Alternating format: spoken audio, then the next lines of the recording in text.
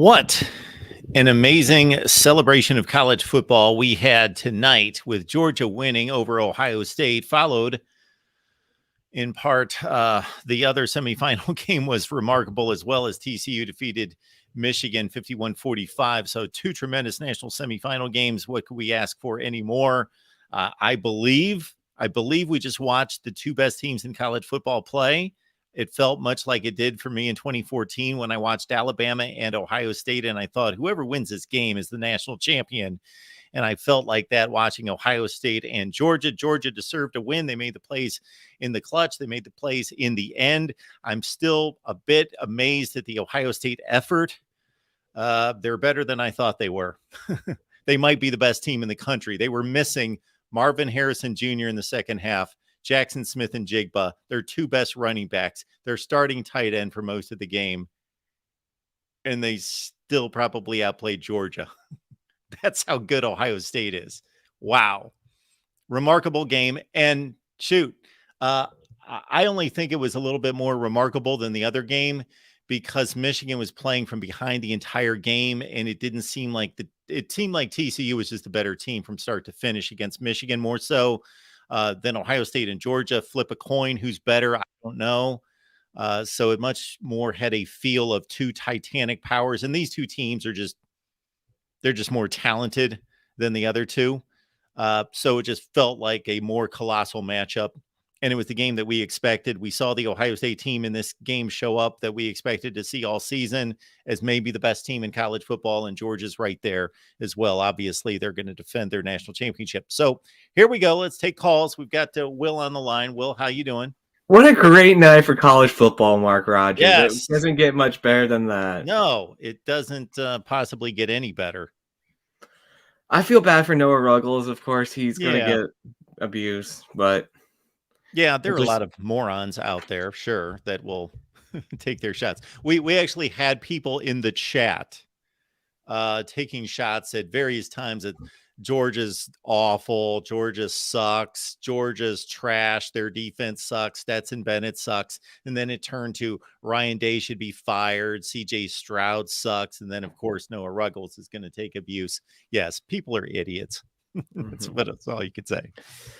I'm not trying to take any shots at Georgia, but it's a little strange that both of their big wins against Ohio State and Alabama were against a lot of guys got injured. Like, I don't know. Like, I'm not trying to take any shots at Georgia at all. Yeah, they can't control that. They play the guys that they play on the field. But yeah, Ohio State, man, that's a remarkable performance considering everybody that was out. I have to give a lot of credit to Day and Stroud. Like, I really like how Day'd show emotion like that. I think that it fired up his team. They played everything out there. What a great game. As a neutral. Yeah, you're completely neutral on the situation. And you saw a great game with your team the day before. Oh, man. College football's delivered here in the last few days. I really hope that this really gets the ratings to be higher next year as well. I hope this can carry over and really help propel college football. Yeah, I would think that this second game, based on the star power, then the game delivered, would have a crazy rating. I haven't given it any thought in terms of any kind of guess versus what we've had in previous years. Then obviously the first game turned into a great game. So I would think a lot of people jumped on board at some point during the game. So you don't have much faith in TCU? You don't think the slipper can fit? You don't think it'll still fit? You think that? Well, you think it'll be a two to three score game, Mark? Or well, if we play transitive property, shoot, they can win. Then if Michigan beat Ohio State as badly as they did in the fourth quarter, and Ohio State basically played a dead even game with Georgia, then TCU should be able to beat Georgia. Okay. I don't think so. I mean, I do think that TCU can exploit what I mean, I know they don't have the same talent as Ohio State, but their defense looks vulnerable. Oh, yeah, they're vulnerable. Stroud picked them apart. I don't know if TCU's offensive line's as good as Ohio State's either. Stroud had great protection most of the time. Yeah, but I mean, I don't know. The Rileys know their offense, so I'm hoping for a good game. I really hope it'll be a competitive game. So, like, it was been such a great year, bowl season for the Big Ten, but this definitely hurts it a bit. Yeah, for people that just look at, they lost the 2 games. So, Mhm. people that don't really understand football or want Yeah, to have a discussion about it, you couldn't watch these 2 games and not realize that, okay, those are 2 of the 4 or 5 best teams in the yeah, country, obviously. mhm, yeah. I really hope that the 12 team will bring more great games like this, but do you think it'll be more just the top 4 beating down on the bottom, not Well, bottom it 8, but it's lower 8? it certainly should provide great games amongst teams for sure that may not necessarily have a shot at winning the national championship, but Mhm. the 7-10 and the 8-9 games. Shout out to Stetson Bennett, man. Like, he was looking shaky at some Yeah, he points did this look year. shaky. Like, I said he looked awful at one point. I typed in he was awful because honestly, he was looking awful. But the guy knows how to turn on the clutch moments. So, Yeah, he gotta give did. credit to And him. Like, sometimes yeah, I'm like, I think I could do better than him. But I'm like, wow. Sometimes I'm like, wow, that's a heck of a throw. yeah, he was also throwing to a guy that was wide open Yeah. that I hope any high school quarterback could make that throw. But there were Yeah. other throws to be made, sure.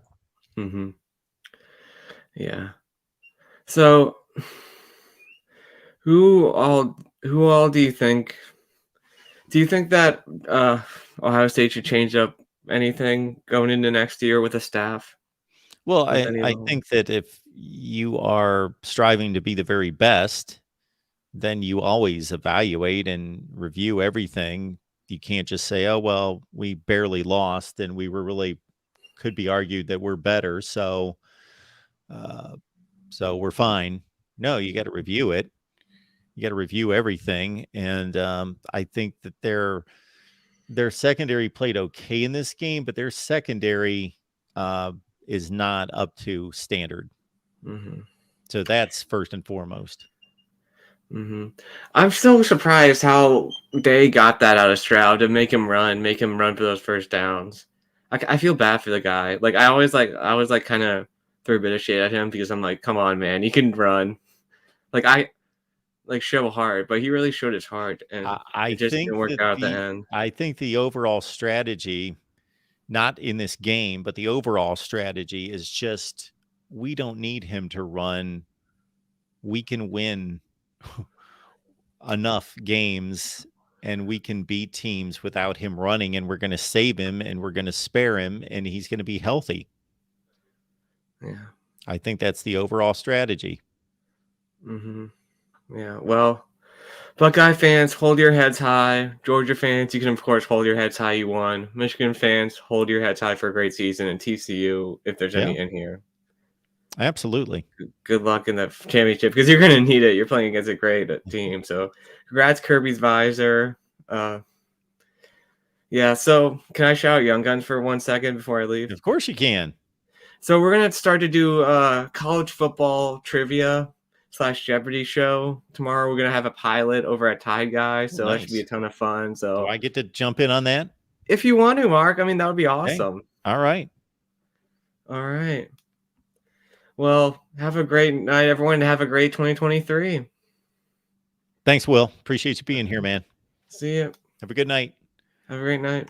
We will keep it rolling here at the Voice of College Football. I want to pick off some of these super chat contributions coming in. We appreciate Matthew Miller, who it has to be the Matthew Miller that I know as our host of our Texas post game at the Voice of College Football. So, Matthew, thank you so much for that.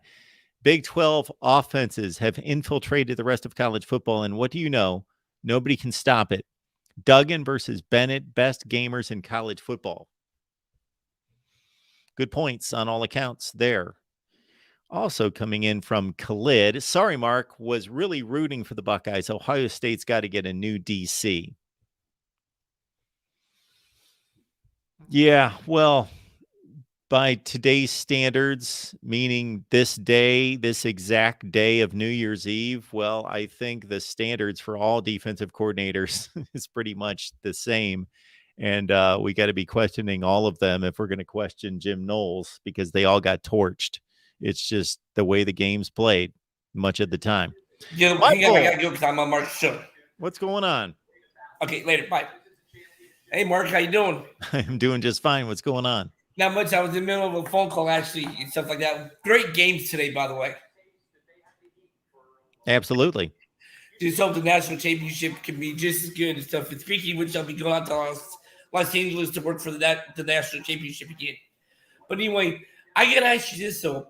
With Georgia, I think it was what is it? Where do you think the tide switched in the fourth quarter there with Ohio State and Georgia?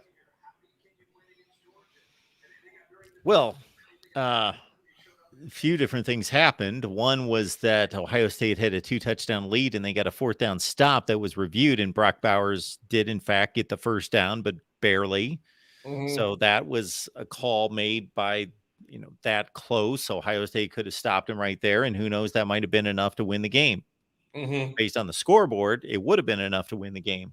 The biggest play of the game appeared to be the slip by Lathan Ransom that allowed Arian Smith to be wide open for a 76-yard touchdown. So that was a situation in which Ohio State's leading by 11, and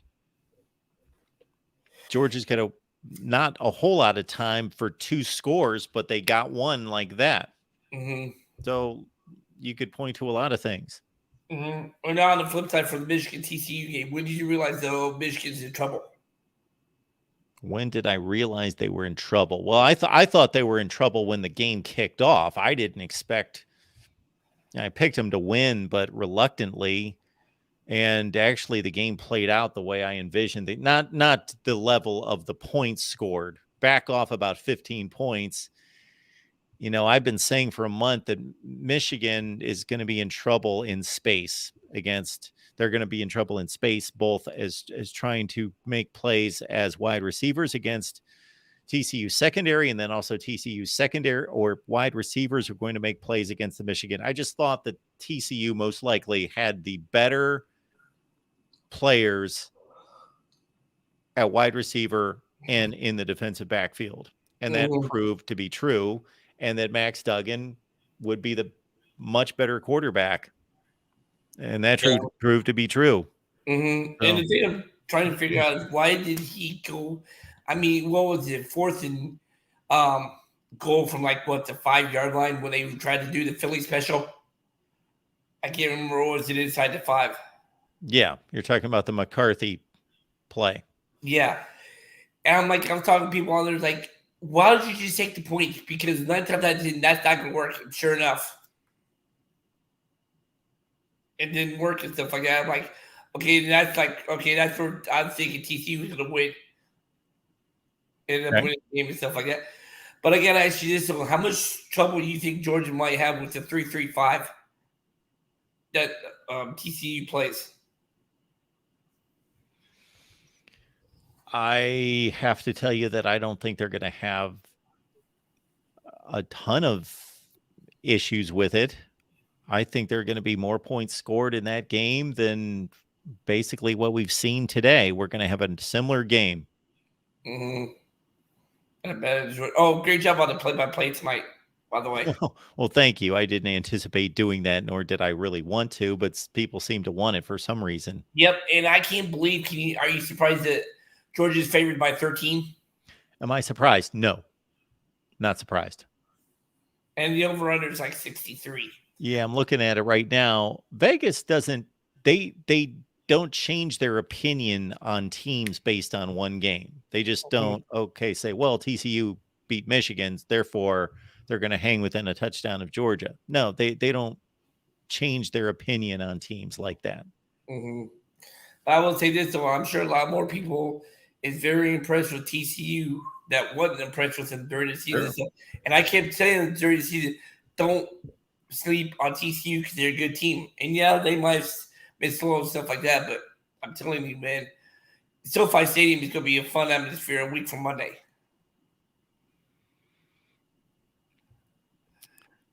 Yes, it will be. And the thing is, I heard you talk about stuff like that. Are you thinking about doing the stream on YouTube, or are you going with Patreon? Yeah, I don't know what we're going to do for the national championship game. We got plenty of time to figure that out.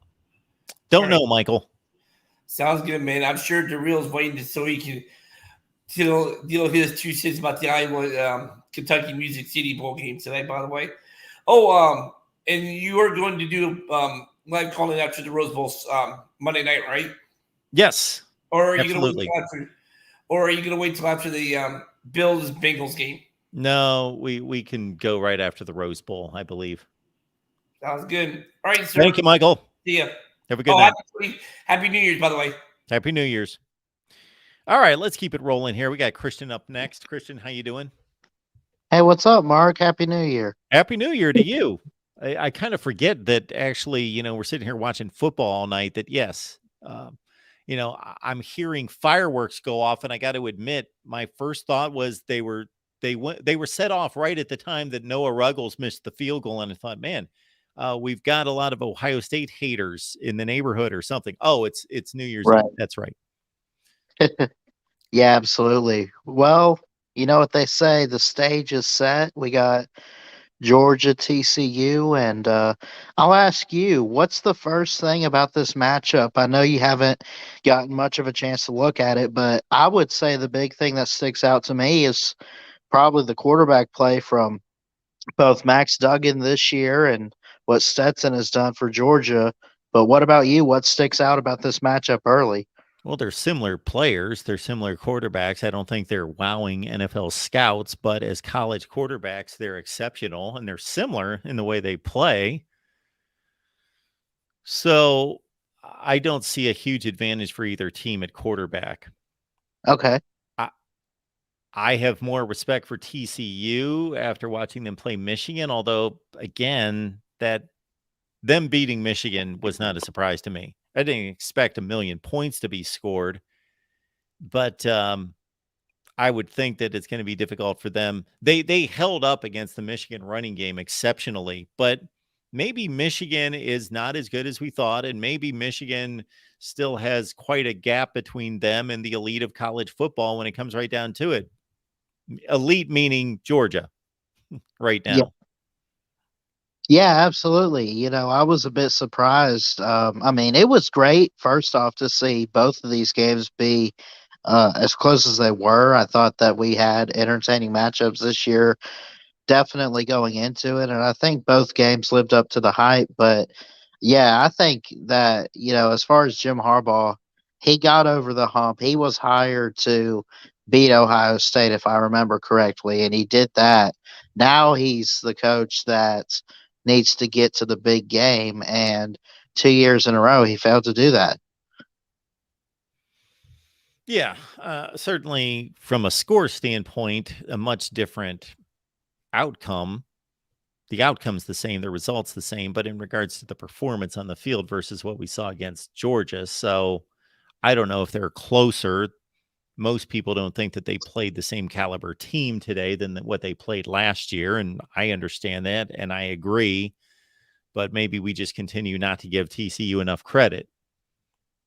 But he had a better football team this year than he had last year.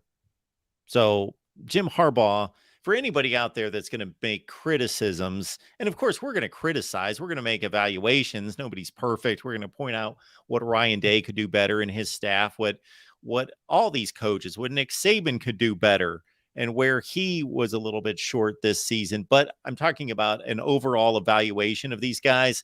Anybody who says Jim Harbaugh's not done a tremendous job at Michigan is a moron. Right. I mean, didn't he basically, I know that historically they're like the winningest program of all time, but I can't even remember exactly who was it that was the head coach before him. He wasn't doing too good a job, was he? Well, no, the two previous coaches were 500 coaches. Yes, Michigan's not achieved anything close to this since the late 90s. Yeah. I don't want to say that, Harbaugh's like brought it back from the dead. It's not that bad, but he's definitely put it on a mountaintop in terms of what he's been able to do in recruiting. And now that he has beaten Ohio State, he just needs to take that next step and keep climbing higher. And, you know, I'm sure maybe in a couple years or so, maybe even next year, maybe he could win a playoff game. But I was a bit surprised. I had Georgia, Michigan going into it. I did not think TCU was going to pull the upset, but they proved me wrong. Well, Jim Harbaugh basically took over a football program that was about as good as Maryland is now, or Louisville, or somebody Yeah. like that.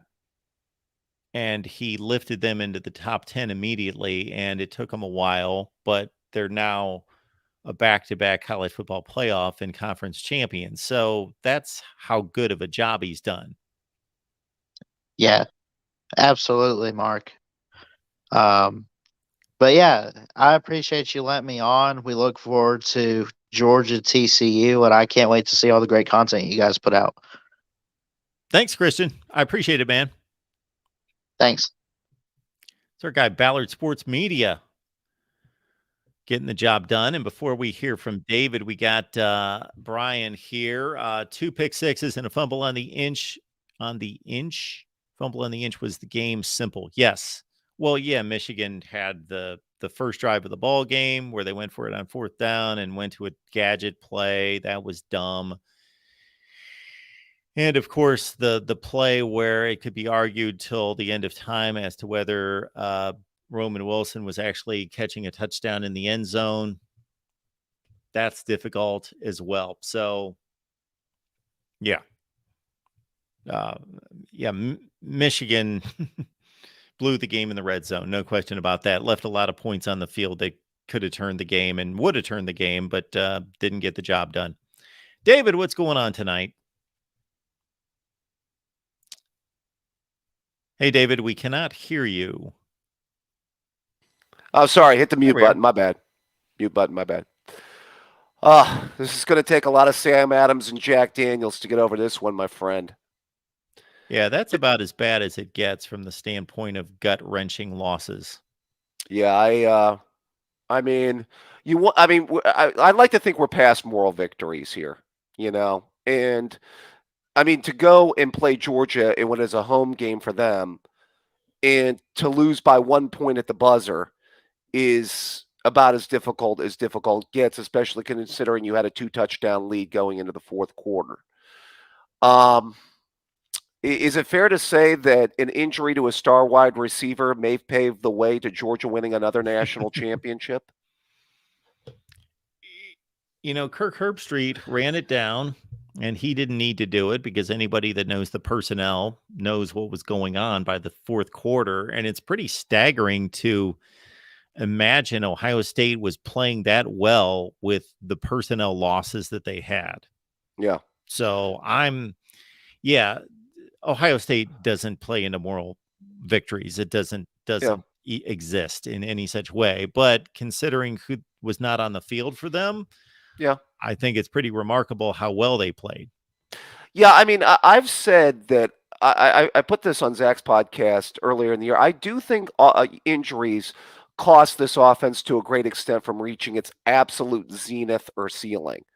From really being, really good to sometimes great offense to just being, 40 every week, kind being of the offense. Greatest offense we've ever seen. Yeah. Practically. I mean, like I said to you the other night, anybody that says if you can put JSN and Marvin Harrison Jr. on the same field together with Emeka as your third receiver, I mean, and CJ throwing the ball, that's like, hello,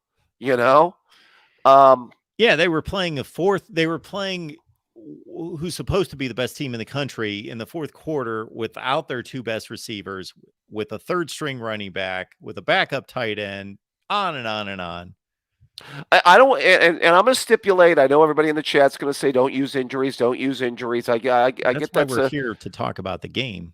Yeah. Well, I hear you, and I know Georgia won the game fair and square. They didn't absolutely. get ripped off. Ohio State didn't get ripped off like they did I believe, against Clemson. No, Georgia won the game fair and square, but it's reasonable to discuss the injuries involved. Yeah.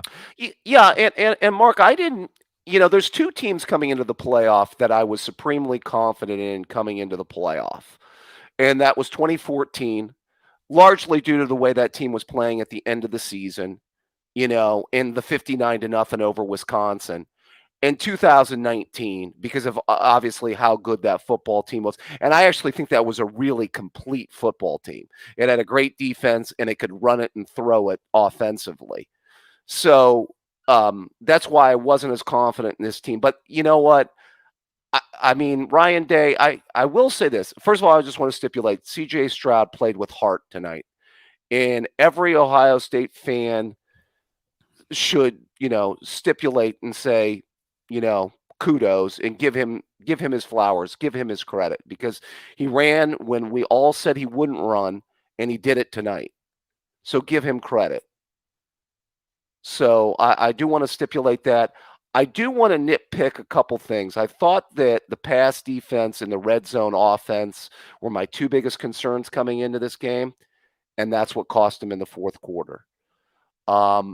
I really had a feeling once number one, they got beat on the bomb at 38, at 38-27. Yeah.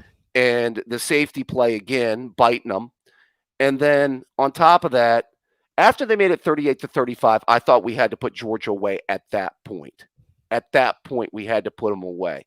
And when we went down there, they had a questionable call on a 2nd and 3 after Stroud had just ran for 7 yards. I mean, I understand Stroud's having a really good night, but a 2nd and 3 is also a very good advantageous rundown. Just want to say, everybody can be second guessers, but that is a very good advantageous rundown. Yeah, and they ran some kind of play where they had a Buka sprint behind Stroud, and I think they were trying to loop the ball out to him, and he got covered up, and then Stroud had nowhere to go, and he gets thrown for like a 12-yard loss. Yeah. Right, and that puts you in 3rd and forever, and you're way behind the down and distance. Yeah. And that was a killer. Then I didn't have a good feeling once they got the ball back. I mean, at least they gave us 54 seconds. And I think the other one that will be debated is he runs the ball on first down once they get it to about the 31-32, but then throws the ball on 2nd and 3rd down. Interesting. Well, I think he saw the result of Georgia stacking up against us, expecting us to play conservative, try to get a shorter field goal, and we saw the result of it on first down. Yeah. The tough part really to encapsulate as an Ohio State fan really since 2018, and this is yet another year, is we've had all-time great quarterback play since 2018 to a great extent. Yep. When you look at Dwayne Haskins, Justin Fields, and CJ Stroud. Why I said 2019 was the only team I was confident in, well, they had a dominant running game to go along with a great quarterback, and they had a defense. A lot of those other teams were lacking in those areas. Yeah, I think what makes this more difficult to take for the Ohio State fan is that TCU sitting in the championship game. And all due respect to TCU, Yeah, Ohio State would beat them. I hear Most you. likely. Oh, I think Georgia's going to beat them by 2 or 3 scores. I'm going to be maybe I eat your words because I said that team up north was going to beat TCU by 2 or 3 scores. But to be fair to the team up north, they had some questionable calls. I'll stipulate to them. I think there were a couple questionable calls in that game.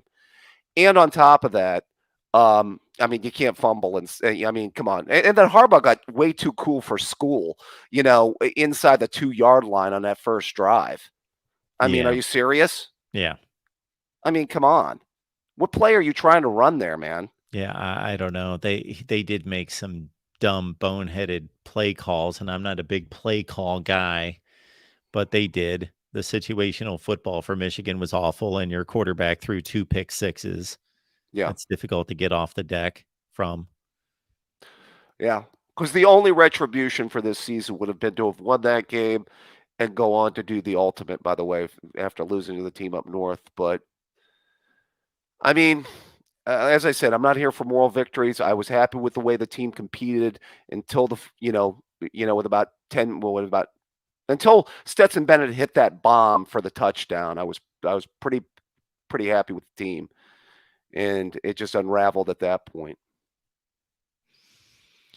I hear you, David. It's a game that's going to be tough to take for Ohio State fans for a long, long time, for good reason. Again, LSU was the prize after the Clemson loss, which was, let's call it for what it is. Sure. Clemson gets credit for the victory. They didn't do anything wrong. Ohio State, regardless of the officiating, should have put the game away. They failed to do so. Therefore, they blew the game. But there were 3 awful calls against Ohio State in that game. That's obvious to anybody who watches college football and who understands the game. But to say that Ohio State would have beaten LSU, probably Sure. not. But they would have competed. But yeah, because they'd have had to TCU. play another home game, by the way. Yeah. LSU's playing a home game. So this one stings a little bit more because, again, Ohio State would be a decided favorite. Shoot, Georgia's at 13. Ohio State would probably be at 8 or 9 or 10. Yeah. By the way, is that the early line? Did you see it, Mark? 13. Wow, 13. Where do you think that goes, up or down? If you had to, from your betting acumen, what do you think, Mark? I think it goes down. I don't know. I don't know. I'm not really. Well, I will say that usually the line moves in the direction that is not good for me during the week. I typically look at the line later in the week and see where it started, and it usually moves against me. Right. What's going to be really tough for Ohio State fans is if Georgia puts it on TCU, obviously. Yeah. I mean, even if it's close to a boat race, you Yeah. know, and they beat them by 2 or 3 scores, Mm-hmm. that's going to be tough. Oh, yeah. We would have done the same thing, would be the thought, obviously. Yeah. You're an Indians fan, Mark. 07 Indians losing to the Red Sox was the de facto World Series. Yes. Because either team was going to be Colorado. Yes. And I think I'm going to say it because I should be bold in my, but I could be proven wrong. We just watched the national championship game. Yeah, it's that when you put it that way, you know what? Now it's time to go get hard liquor, Mark. Yeah, we just watched the national championship game, and we just watched the 2 best teams in America. Oh man, this just seems like a slipped opportunity, and it was a tough one. It really does, especially having the quarterback this year.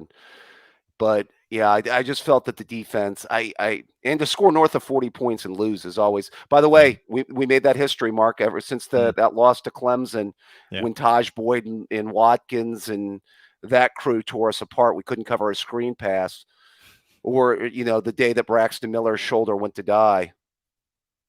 Unfortunately. But that Ohio State team did not score 40. They gave up 40. Right. But yeah, we scored 35. They scored 40 and lost. That's true. This is even worse. We scored 40 and lost. Jeez. Well, this will be a tough one, my friend. I'll be continuing to follow you and look for your coverage. By the way, how have you done on picks? I picked Ohio State to lose this game by 11 points, 42-31. But immediately, sometime in the first drive, I thought, I completely, once I saw that they were into this game, it didn't take long either. I thought they were going to win the game the whole time. I thought they're better. I just thought they look better. They look like a better team. Right. Not by a lot, of course. Kirby Smart said it after the game. They should have won. Can I just stipulate? I will take that. When the other coach says that the other team deserved to win, that's a hell of a statement for him to admit on national TV. Yeah. Dabo Sweeney didn't say that 3 years ago. But maybe that, hey. Maybe it's easier to say that when you're the national champion. That's true.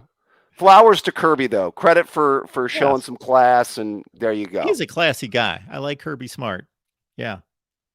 All right. I've no angst against the Georgia program whatsoever for any reason. Well, they have a hell of a program. Give them credit. I mean, they Kirby's built it up and has done a great job. And you should be great with the recruiting base that they've got down there and the talent they've got in their neck of the woods. Yeah, they're the best program in college football, and Alabama and Ohio State are in the conversation. And I guess if Michigan's defeated Ohio State 2 consecutive times and won the Big Ten championship, I got to put them on the same level, even though it just doesn't seem like they quite are. But they've won the games against Ohio State. So, gosh, and we were both team one drive away from having the rematch. Yep. Yeah. Georgia TCU. It's a rematch of the 2016 Liberty Bowl. So would that have been Kirby Smart's? First year? Yes, when he had Sony Wow. Michel and Nick Chubb, and no, that was after Nate. That was Sony Michel and DeAndre Swift. No, I think he No. had Chubb because he didn't have Gurley at the time. Gurley was in the NFL. Yeah, it's Sony Michel and Nick Chubb, and they were losing and had a big fourth quarter and won the game with, I guess, Jacob Eason at quarterback. I remember watching that game.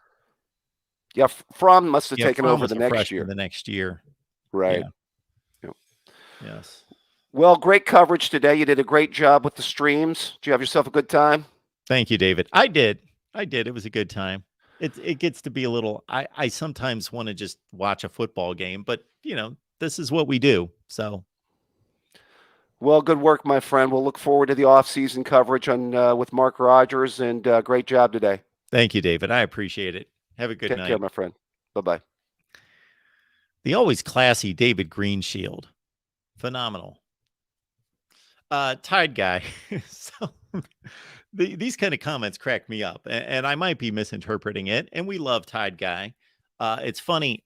I don't know who everyone is, so I can only speak for our analysis of the game. So in terms of Bama losing the national championship game last year to Georgia, my thoughts on the situation were Georgia won the game fair and square. There's no controversy. It's not a number of other situations in the history of college football where we could say that was a bad call or anything like that. But we do know that Alabama went into the final game without John Mechie, their second best receiver. Then early in the game, they lost Jamison Williams. Did that have an impact on the game?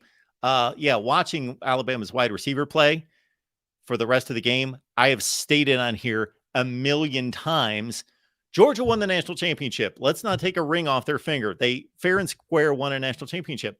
But if we didn't analyze the games and the personnel and the situations, then why do we do this? Well, why do we have live streams and produce content and take phone calls if we don't analyze what happened on the field based on strategy, injuries, poor play, overrated, all the things that go into developing a football team, from recruiting all the way to the strategy of the final play on the final game? If we don't analyze that, then the final score is the final score and there's no reason to talk about it. So of course we're going to bring up the injuries. Okay. The real MVP is on the line. What's going on? Oh, Mark. It's been a rough day for Kentucky football. Well, you didn't exactly have huge stakes on the line. All right, 20 straight non-conference wins, 4 consecutive postseason bowl wins. Those are, something. And yeah, I don't know if much of America is keeping track of the Kentucky streak against non-conference opponents. Hey, I am. I'm keeping track. I know of it you are, because and it was the longest in the country. I don't want to minimize your loss because I certainly, as a college football fan, had gut-wrenching losses in like Liberty Bowls that nobody could care less about across America. But to me, it meant a lot. So I hear you. Oh my gosh, Mark. How do you, if you overthrow the football, do not overthrow it in the middle of the field, Mark. That's usually not a good idea. Would you agree with that? I would. We will certainly be here and listen to your Kentucky-Iowa analysis. I can't add a whole lot to it. I was fixated on Alabama and Kansas State.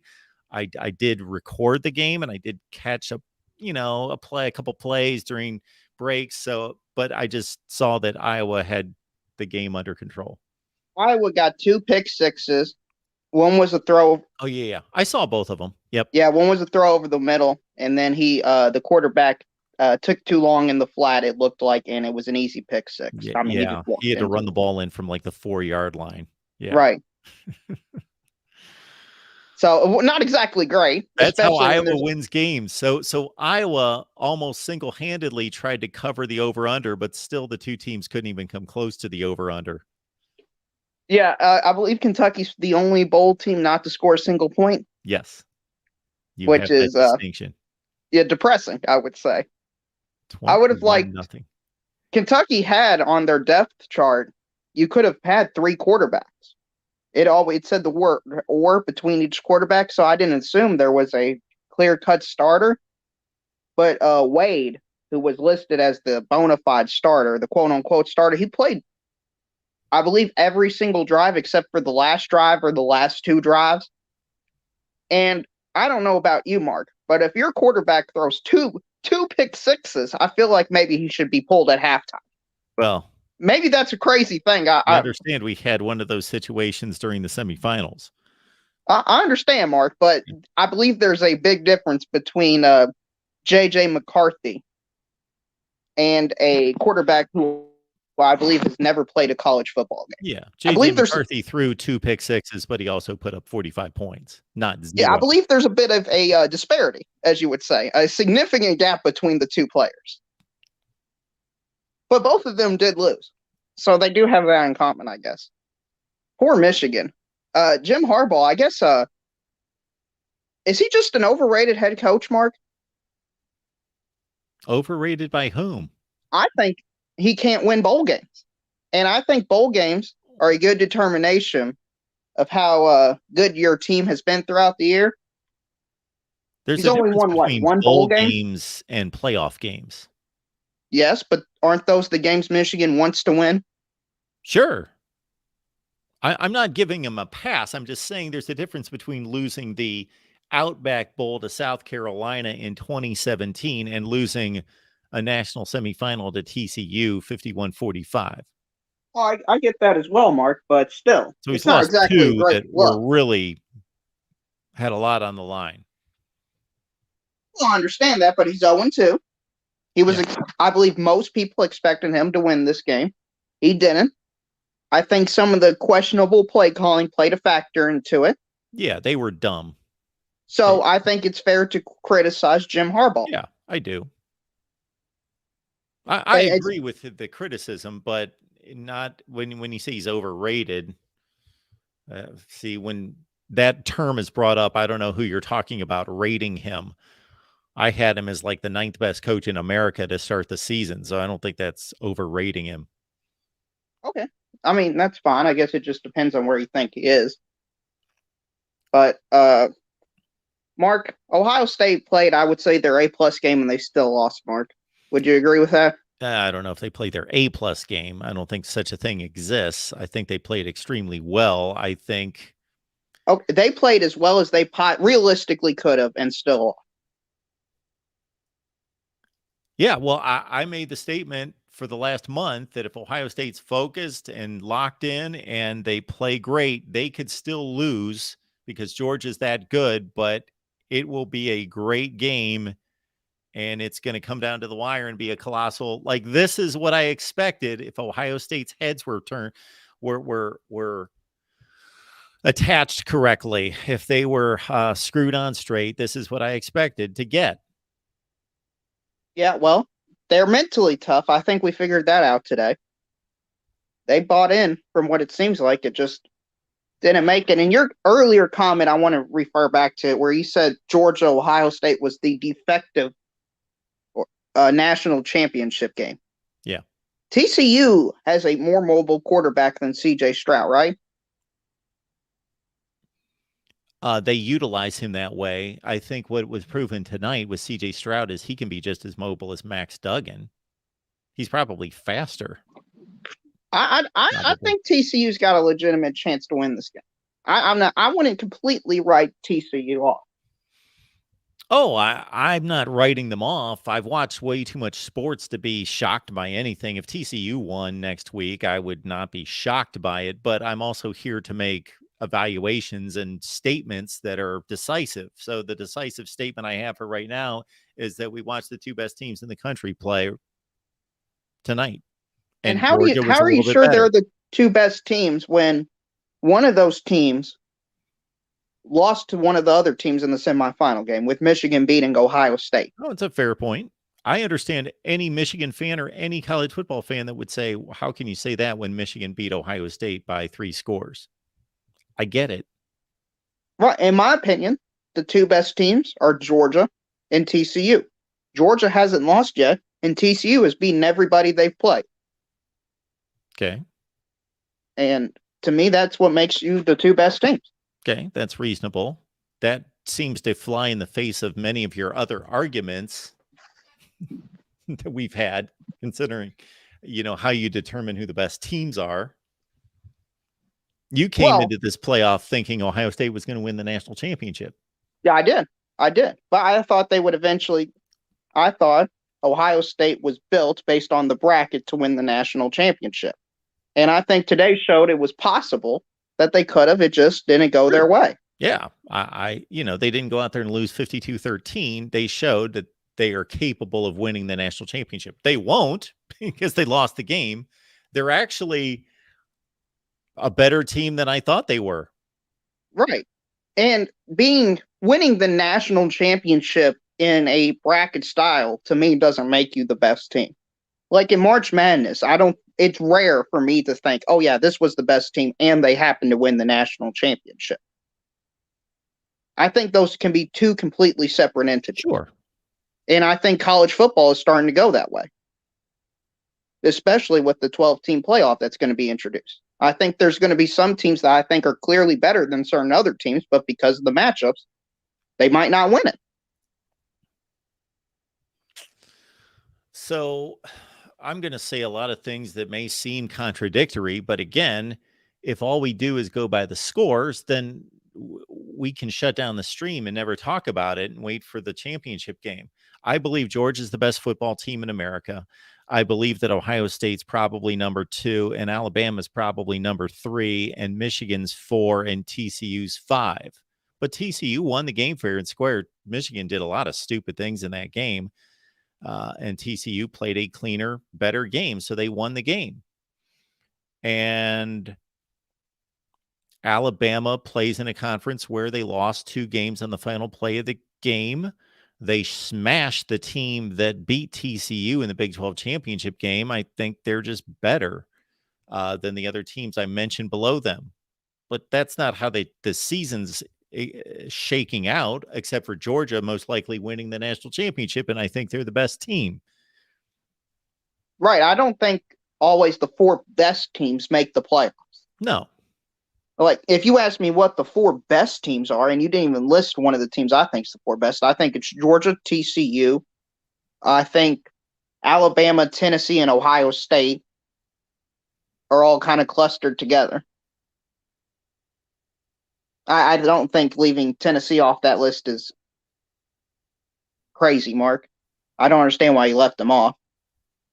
Because they did beat Clemson and Alabama, and they beat Clemson with their backup quarterback. Okay. So, yeah, and it was pretty convincingly too. I just happened to bypass them. I didn't do that. I'm not sitting here making a video. So I forgot about Tennessee. I just thought I'd bring that up for you, Mark. But anyway, congrats to TCU, congrats to Iowa, congrats to Georgia, and congrats to Alabama for all winning their games today.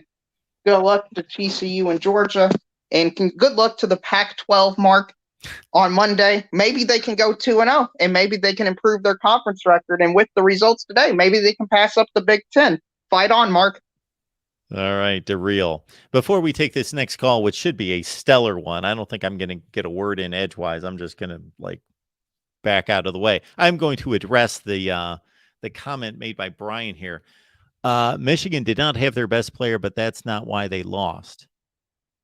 So I don't know if that was a take on the comments I was making about Ohio State having some injured players, or that was just a very classy statement to say Michigan was missing its best player, but that's not why they lost.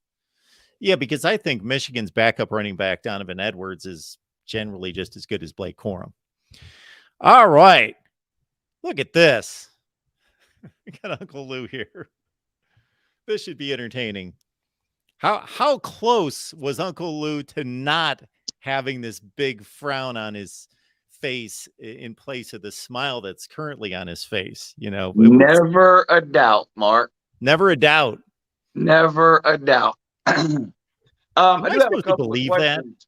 I do have a couple of questions, kind Okay. of piggybacking off that last comment you made. I think it was 2 callers ago was talking about Ohio State in 2014. Who was the quarterback for them that year? What was his Cardell name? Jones. Was he the quarterback at the beginning of the season? No, Was he the backup? he was the backup to the backup. So he was the string. third string, Yep. and they still won the national title? Yes. Okay.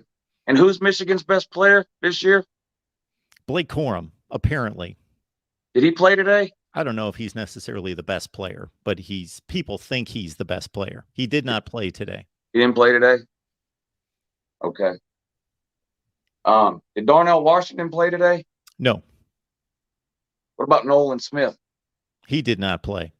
What about the 2 outside linebackers that got hurt in this game for Georgia? Did they play? I don't know at what point they left the game. I saw guys laying all over the field in the fourth quarter for Georgia. So at some point, Georgia had players that got injured and were no longer able to play? Yes. Okay. That's interesting. Just like Ohio State did. How many scholarships is Absolutely. Ohio State allowed to have? The same amount as everyone else, 85. Okay. I don't know a lot about football. That's why I'm asking these questions. It's interesting. Do you think it would be possible for Georgia to play any worse than they did today?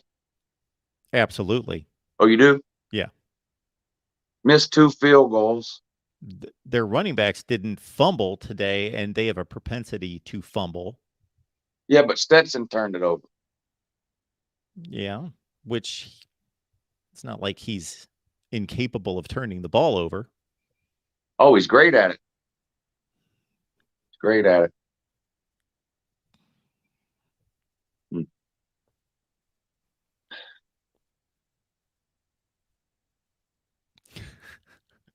You've got nothing to complain about. Your team is marching on to a national championship. No, I'm just here to complain about the complainers. That's all. I also stated a number of times that I believe Georgia, as I have stated the entire season, is the best team in college football. I was just impressed with how well Ohio State played against them because I didn't anticipate them playing quite that well. And I think that they actually, in some respects, outplayed them. Ohio State? Ohio State outplayed Georgia. Oh, I think so too, 100%. Yeah. 100%. Though, like, I do feel like it's kind of fair that Georgia wins one of these games this way. 2017, we were better than Bama. True. The overtime deal. Yeah. I mean, Georgia's had, I know every team has, but Georgia's had more than its fair share of heartbreaking losses. It's just some of Georgia's have come in the worst possible moments in the biggest 2012 games imaginable. Yeah, you were talking about how this is the de facto national title game, Georgia and Ohio State. Same argument 2012, with Bama and Georgia. Yeah. Brutal losses. So I do feel bad for, number one, I feel bad for that Ohio State field goal kicker. I can't imagine. My son's real big into soccer, and they just finished up the World Cup and all that. We were watching a lot of that, and we were talking about like just the pressure that these goalies must be under when it comes to like penalty kicks, and the players kicking the ball there when it comes down to that. But these field goal kickers that get put in these situations at the end of these massive games, I can't even imagine. And I feel bad for that guy. And I'll admit that I don't know a whole lot about that Ohio State field goal kicker, but I was asking the comments section right before he kicked the kick, is he considered a good kicker or what? And they're mostly saying he's pretty good. Yeah. But can you imagine? I mean, I don't know how old he is, 19, 20, 21, or even if he's 22, whatever. But I just can't imagine being in a situation like that. I mean, I get nervous going live on YouTube in front of 100 people. I can't. You know what I mean? I can't imagine the pressure, and I feel awful. I feel bad for him. No, it's very classy for you to say that, because I know that your crowd delivers, if not more so, crap on the chats than mine do, because during the course of the game it was at various points, Georgia's trash, Stetson sucks. Yeah. Ryan Day, right after the missed kick, I don't know how many people threw out Ryan Day should be immediately fired. It's like, what job do you have where you're scrutinized to that degree? And are you doing as good a job at your career than these individuals are? I guess probably not. Yeah. Yeah. I mean, I don't know. I really can't even imagine. I had people in my live stream. You remember the first play of the Michigan game? Yeah. Oh, the game's It's over. over. It's over. Yes. You know, that 80-yard run or whatever Donovan Edwards said, it's over. That's it. Blowout. There were so many people in the stream during this Georgia-Ohio State game that was never out of hand either way. That was, oh yeah, game's over, like in Ohio State's favor. Game's over, game's over, game's over. And then when Georgia comes back and takes a lead, oh, Ohio State, game's over, Georgia's won. I'm like, Yeah. few people watch competitive sports. Right. And, you know, no one's going to talk about it now, but and it is more magnified when it happens at the end of the game, obviously. But Georgia missed 2 field goals. Yeah, absolutely. In this game, you know. Sure. And that guy never misses either. And he's great. I mean, he's leaving early as a junior to go pro, and he'll get drafted. Seems like he's been kicking for you forever, because I remember him making the Peach Bowl kick against Cincinnati. Yeah, that was his first year. Because we had Hot Rod up through 19, Rodrigo. But yeah, so a great game though. But and isn't it great? Forget Georgia and Ohio State part of it. Isn't it just great that we got 2 good playoff games that were actually you could watch them in the second half and they were competitive? I mean, that I guess people understand that's so unusual. Most of these playoff games have been unwatchable in the second half, blowouts. You know, 2 great games. I mean, I'm a Georgia fan. I'm not going to apologize for winning, but I think I'm surprised Kirby Smart said that too in public like that. I wonder if it just kind of slipped out. But I mean, you can't help but kind of come away from that game feeling that way.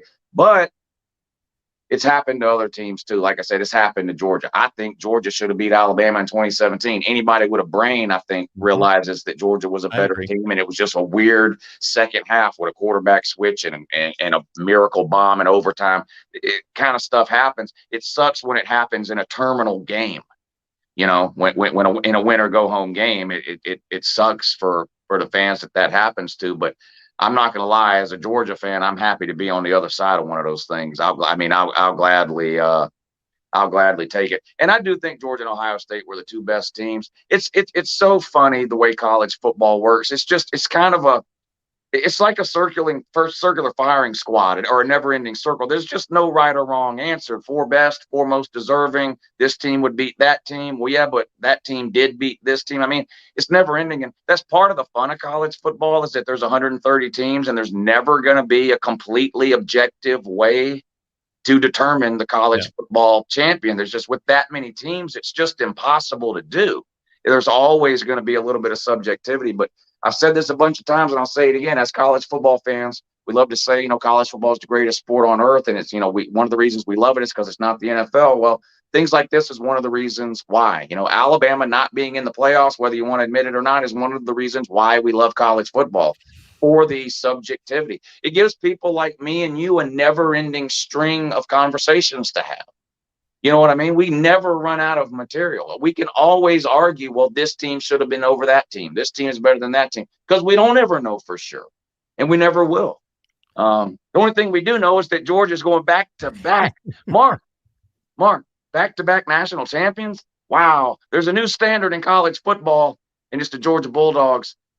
Georgia Bulldogs beats Ohio State, and Uncle Lou beat the entire internet today. It was amazing. Mark, I love you. I love your show.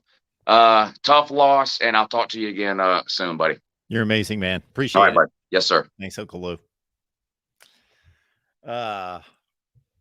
Yeah, he's a lot of fun, and he knows his stuff, so that's a great combination. No doubt about that. Uncle Lou. All right, Nevada. Yes, and we certainly want to read off the comment made down below, and certainly we want to be fair about the injury situation across the board. And I, as an Ohio State guy, I'm going to pay more attention to that side. Like, for example, we're doing this live watch party, and at some point, people wanted me to do play-by-play during it. And I know Georgia's personnel, but my quick response or what word am I looking for? Just my memory recount of the players and matching those with the numbers on every position all over the place. And I want to do it right. And people are like, Mark, do play by play. So same thing here. No, this is a good point that Uncle Lou pointed out in regards to we saw Darnell Washington leave the game. And shoot, I told Ohio State people that were unaware of Georgia personnel. I said, to watch Brock Bowers, just watch these guys line up. Forget watching them actually do something functional on a football field. Brock Bowers is a monster. And then he stands next to Darnell Washington, who blocks the sun. That Ohio State did not have to deal with him is tremendous. Who got hurt at the wide receiver position? And then, Nolan Smith is one of the most talented players in America. No question about that. So thank you for that, Quackhead. We've got Nevada Pool. Appreciate the super chat contribution. Man, I got to tell you, I've been talking since we started this live stream at 3:55, something like that. Nevada Pool says TCU is going to hang 50 on a much worse Georgia defense. The disrespect will stop. Nevada Pool, that would be fascinating if that happened. And again, I am well past the point at which anything shocks me on an athletic playing field. However, I do believe that Georgia is going to win this game decisively. That doesn't mean it's going to be a blowout. And I do believe that the speed and space and the ability to throw the ball and create plays by Max Duggan and those receivers, based on what we've seen Georgia struggle with against C.J. Stroud, and before that against the LSU passing attack against Garrett Nussmeier and Jaden Daniels, does present an opportunity for TCU to score a ton of points in this game, you would think. I got to see it, though. I don't Brian, know. what's going on tonight? Welcome into the Voice of College Football. Hey, what's good? Are we really going to sit here and say Georgia and Ohio State are the two best teams? I get Georgia, but Ohio State? No, that's what my opinion is. Yes. I get that, but what are we basing that off of? One game? No, we're basing that on a lot of factors. I never base it on one game or one factor. And I'm not saying that's the gospel truth. I'm saying that's my evaluation. Well, I guess I'm just curious how you got to that evaluation. I just want to know more how you got to that.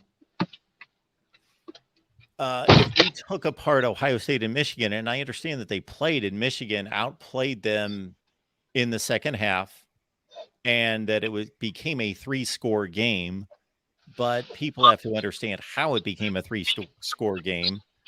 Yeah. That I just think Ohio State's a better football team. I think they have better personnel in a number of places. I think Michigan is a better offensive line. Well, slightly better offensive line. I don't think it's that much better. I think it's a better run blocking offensive line. It probably can't be a better pass blocking offensive line because what Ohio State did tonight and what they did against Michigan as a pass blocking offensive line was remarkable. I think Michigan has got a better secondary. I know that, and a slightly better offensive line. And when all the running backs are healthy, I guess I would still say Michigan's are better, but not by much.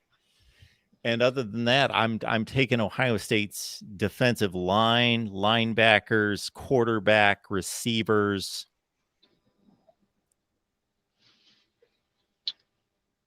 Okay, well, I guess here's my thing. I get that. I get your opinion. But I think from an objective standpoint, I think bare minimum you could group them together. So you could say Georgia's the Oh, best. absolutely. Michigan. I just can't put. I can't put it. If anything, you've got the better argument because the two teams played. And Yeah, I was on the other side. I had this evaluation at the two teams, and then I'll cut you loose, Brian, to say whatever you want to say. Entering this season, I would have told you Ohio State's 2 touchdowns better than Michigan. Michigan's a really good team. They're the 7th or 8th best team in the country, but Ohio State's arguably the best team in the country. They would win the game by 2 touchdowns. As the teams progressed through the season, I became more and more skeptical of Ohio State and more impressed of Michigan. And to the point where we got about 3 games before they played, and I thought Michigan's better than they are. They're playing better. They're just better. Once they stepped on the field, I thought it was more about just Ohio State having issues from a coaching standpoint and some breakdowns. And again, Michigan outplayed them, no question. And then after watching the two teams play again today, again, I'm also going back to a talent evaluation that I just think Ohio State has more talent on the roster.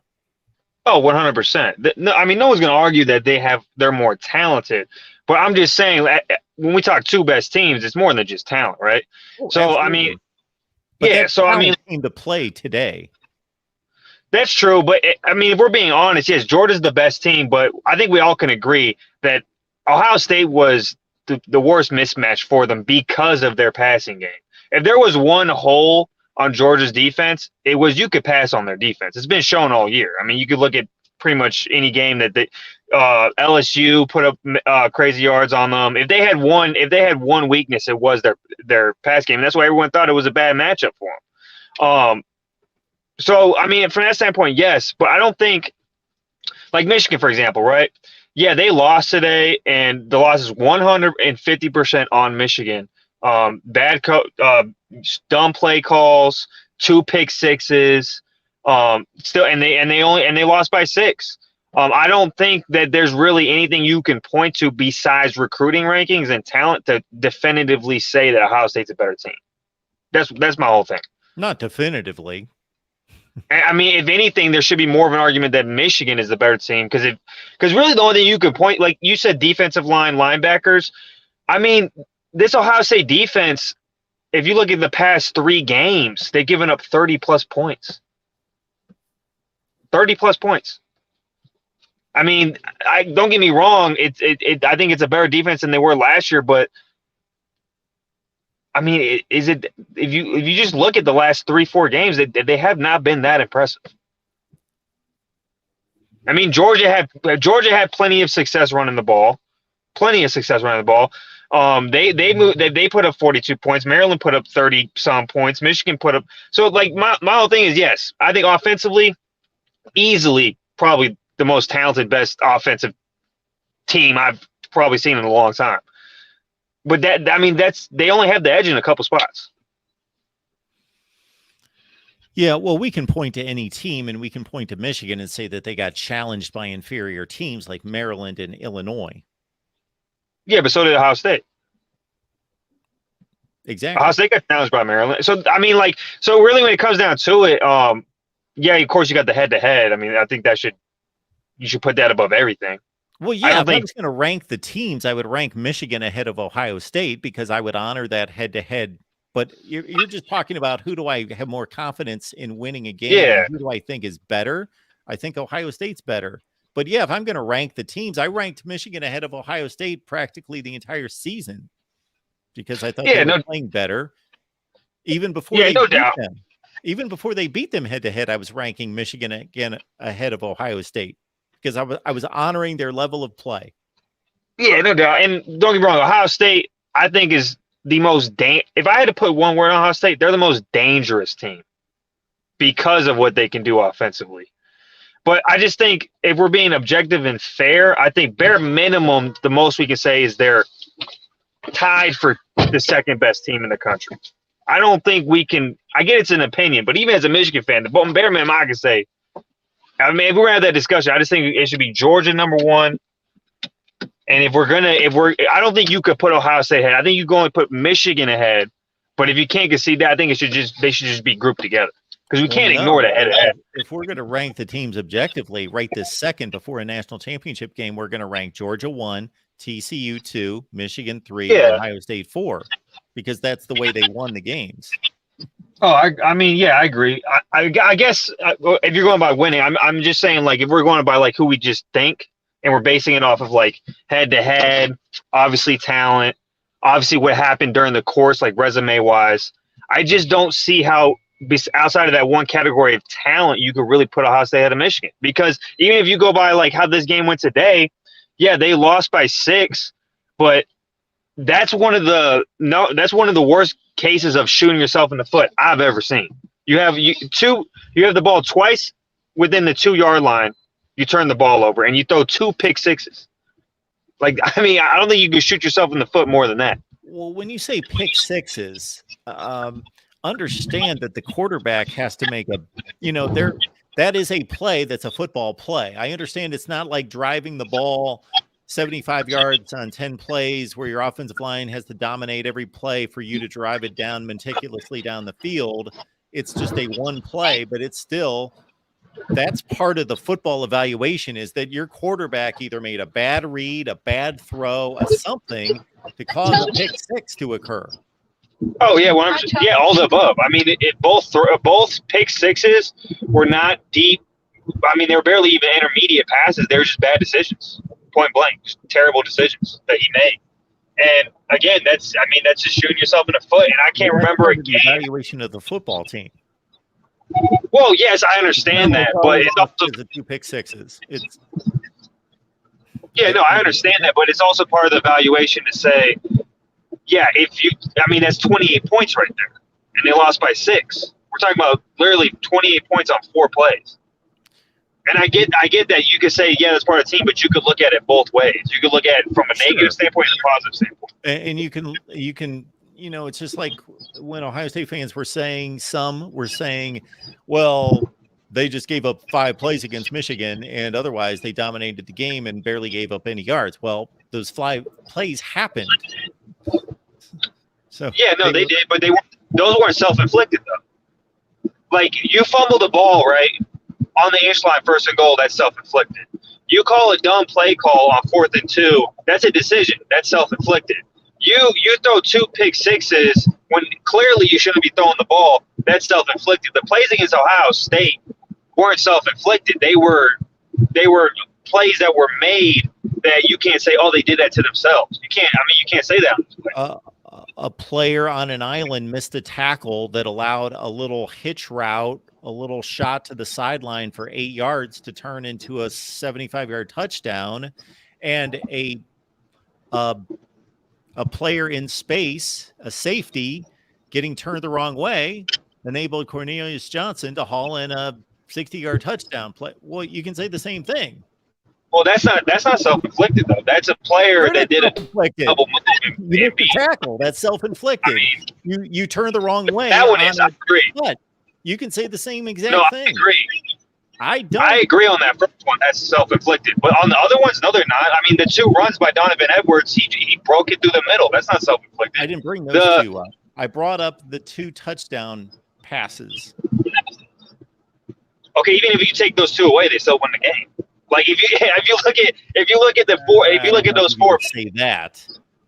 Well, they won 45-23. Well, so if you take away 14 math, points, that changes the total trajectory of the game. You can't just do the math and say, okay, that equals that. Well, I'll give you the first one, but the one where the defensive back got turned around. I mean, they were having those problems today against Georgia. That's not self-inflicted. That's just how they play all year. Like, they get beat. That happens all the time. I don't want to say that's self-inflicted. The first one where you miss a tackle, okay, that's self-inflicted. So, again, like, when we talk about best teams, I mean, this Michigan team lost by 6 despite all that stuff that happened. So, and let me ask you this. So Michigan, the reason I'm not as, I guess, upset about the game, and I am, is because I understand that this team has a lot going into next year. So I feel like I'd be more upset if this was like, they had this opportunity, but they lose a lot and they don't have a chance to do it next year. Do you know if Stroud leaves or stays? Do you have I haven't. Have you heard anything about that? Oh, he's gone. Okay, so I like the direction of Michigan. So, like I heard a guy earlier say Harbaugh's overrated. I mean, I guess if you had him as the best coach, he's overrated. But he's definitely, I mean, after this season, he's definitely a top 10 coach. Like he's a top. Oh, so I don't absolutely. understand that comment. Sure. And I think the trajectory of the programs, and it's in a great direction. They return damn near everybody next year. So that's why I'm not as upset about the game. And I understand, like, yeah, things didn't go their way, and coaching, there were some bad coaching decisions, and it is what it is. But I'm happy about the direction of the program. And I feel like with Ohio State, they I mean, obviously they still got more talent than Michigan, but it's going to be interesting to see what they replace Stroud with and how that's going to. Because I think we got a good chance to have a similar run next year. What are your thoughts on that? Well, yeah, you've got J.J. McCarthy in place, and you've got a solid base and core of a program. Yeah, I think I am more certain of Michigan next year than I am Ohio State. That doesn't mean I definitely think Michigan's going to be better, but it's almost like going into this game against Georgia. I said this a million times. I said, I know exactly what Georgia's going to be when this game starts. I know how they're going to play. I am confident of who they are. I think Ohio State's a wild card. I don't know how they're going to play. I don't know if they're going to show up. I don't know where their heads are going to be at. It's almost the same thing going forward, evaluating the two programs, Ohio State and Michigan. I'm pretty confident of who Jim Harbaugh is and the quarterback comes back next year and what they're going to be next year versus Ohio State's more of a wild card. Yeah, that's why I said they're the most dangerous team when they were going into this, because, I mean, that offense is just unpredictable. And, I mean, they could blow it up at any given time. But I was super impressed with CJ tonight. Yeah. I mean, he showed a lot of heart. He did something that I don't think he's done in his entire career, and that was to run. He ran a lot. Yeah. So, I mean, if he did decide to stay, I don't think he will.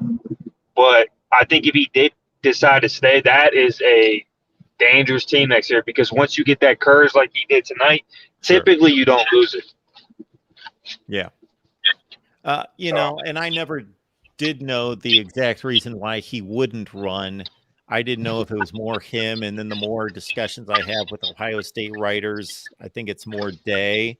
And I understand the approach that this guy and his right arm are our ticket. They're the meal ticket. Why would we? And we're so much better than just about everybody we play. We don't need him to run. So we want to keep him healthy. But then when you're playing with the season on the line against probably the best team in the country, then you do anything you have to do.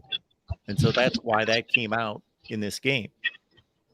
Yeah, and this is where I'm probably going to contradict myself a little bit, but, you know, I like to be objective. If he played like that against Michigan, it could have been a much different game. Yeah. You know?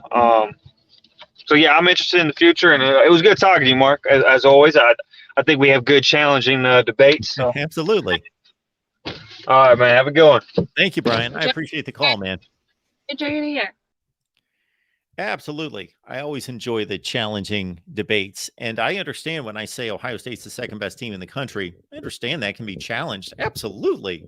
If I was the Michigan fan, or just I can challenge that myself. I could give you that argument and say, you argue for Ohio State, I'll argue for fill in the blank, Alabama, Tennessee, TCU, Michigan. I can poke a million holes in the Ohio State argument as the second best team in the country.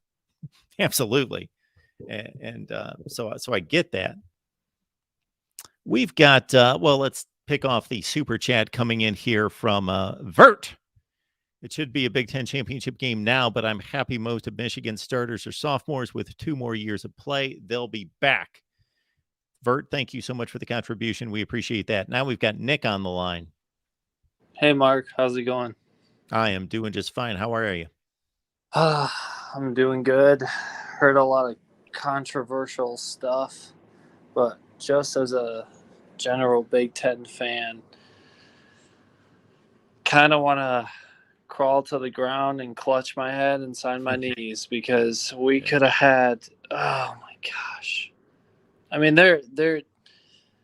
we can debate a bunch of stuff like you were debating with the former caller, but we were this close to Michigan, Ohio State, and I like the Yeah. Big Ten is not fraudulent.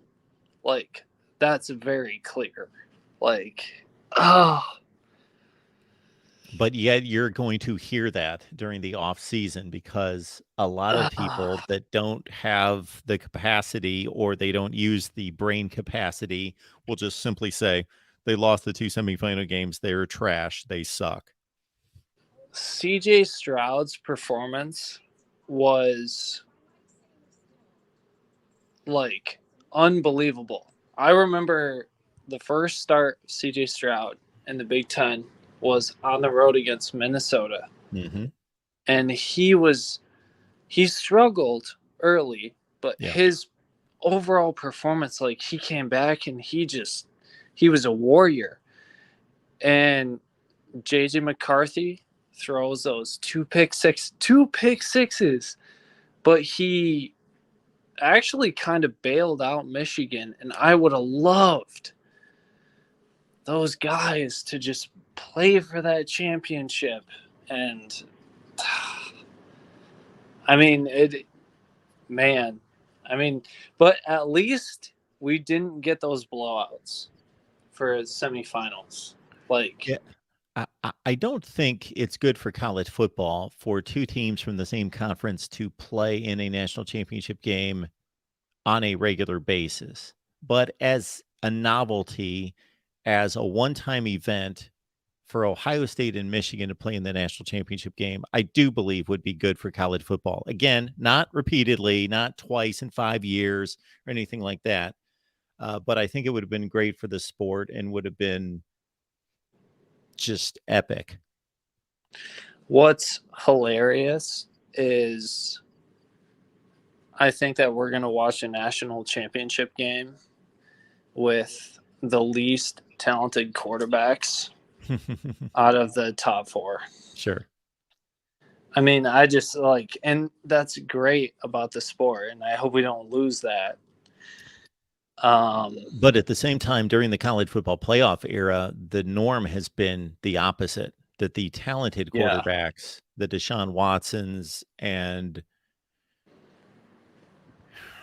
Mac Joneses and the Bryce Youngs and those quarterbacks have advanced to the championship games.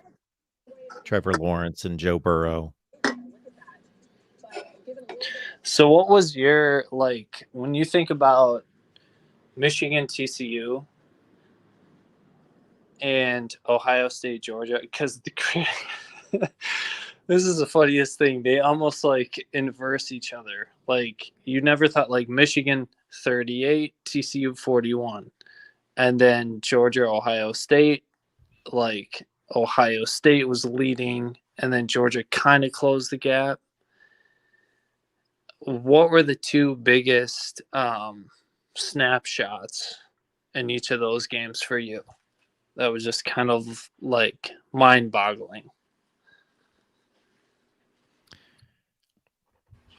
Well, for Ohio State, if I could only select one play, they were up by 2 scores, and Georgia had the ball and had to go the length of the field. So even if they give up a score in a routine way where Georgia had to eat up clock, Ohio State still would have been up a score, gotten the ball back, and there would have been a lot less time on the clock. But of course, Georgia hit him with the 76-yard shot.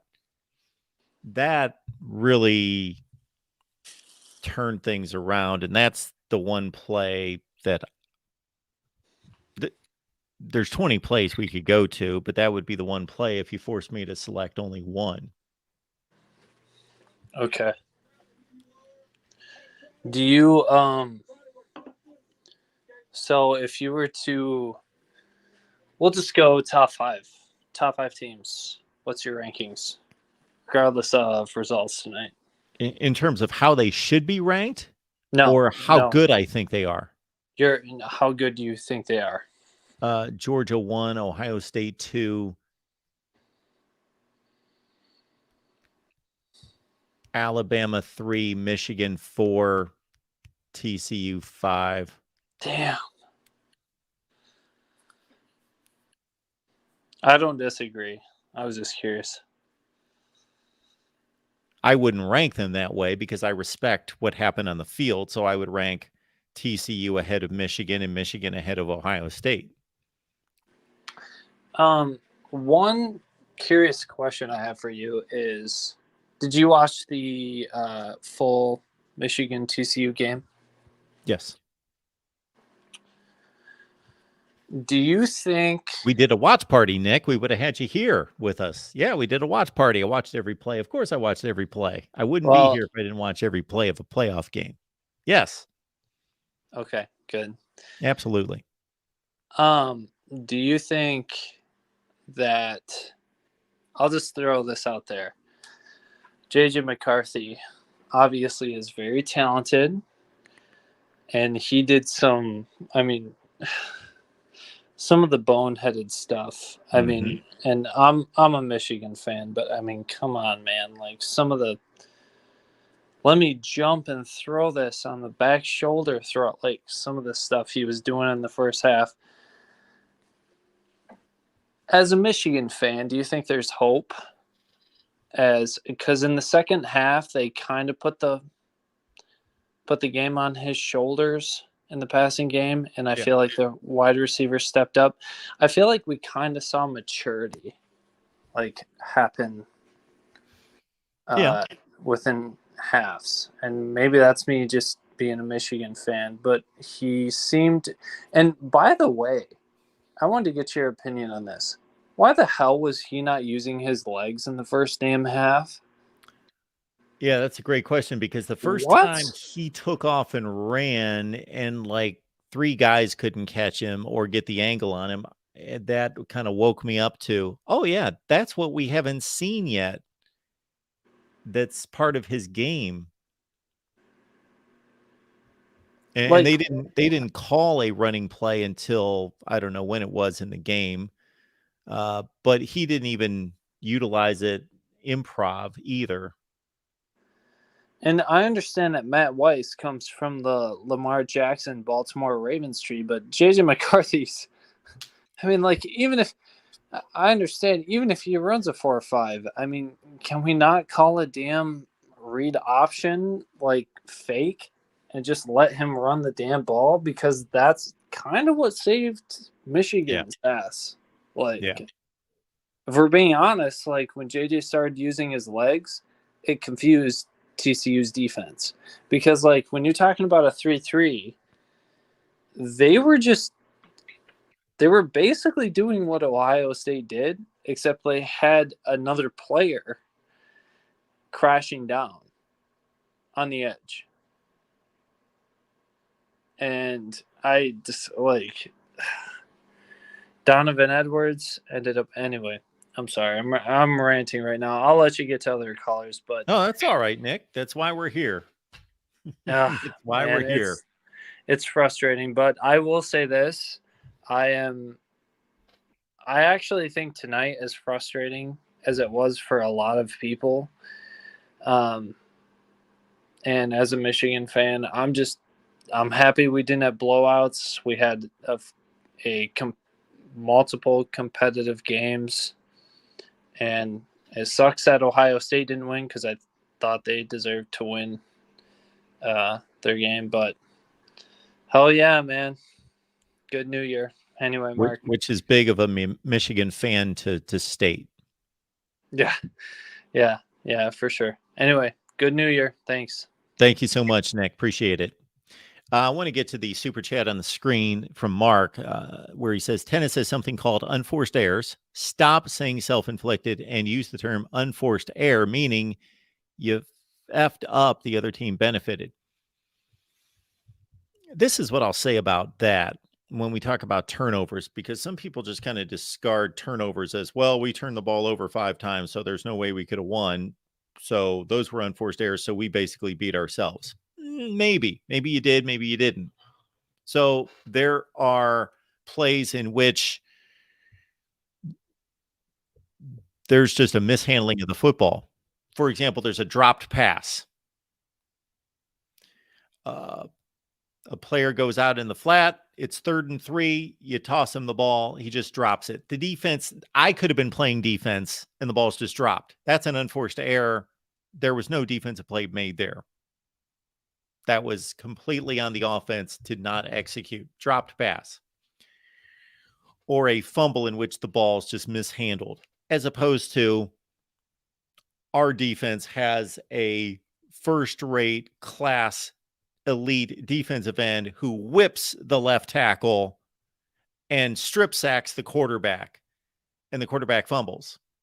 Well, you can say, well, the quarterback shouldn't have fumbled. Well, no, there was an elite play made by the defensive end to whip the left tackle and strip sack the quarterback. That's a forced play. Sometimes you see just a bad connection between quarterback and wide receiver. Quarterback throws it a little too high. Maybe the receiver should have pulled it down, but it's a little too high. They tip the ball in the air. It's picked off. Is that an unforced error? Well, the quarterback needs to make a better throw, and the receiver needs to haul in the pass. So you can't just say, well, we screwed up. They're really not that good. Well, you screwed up because you weren't good enough.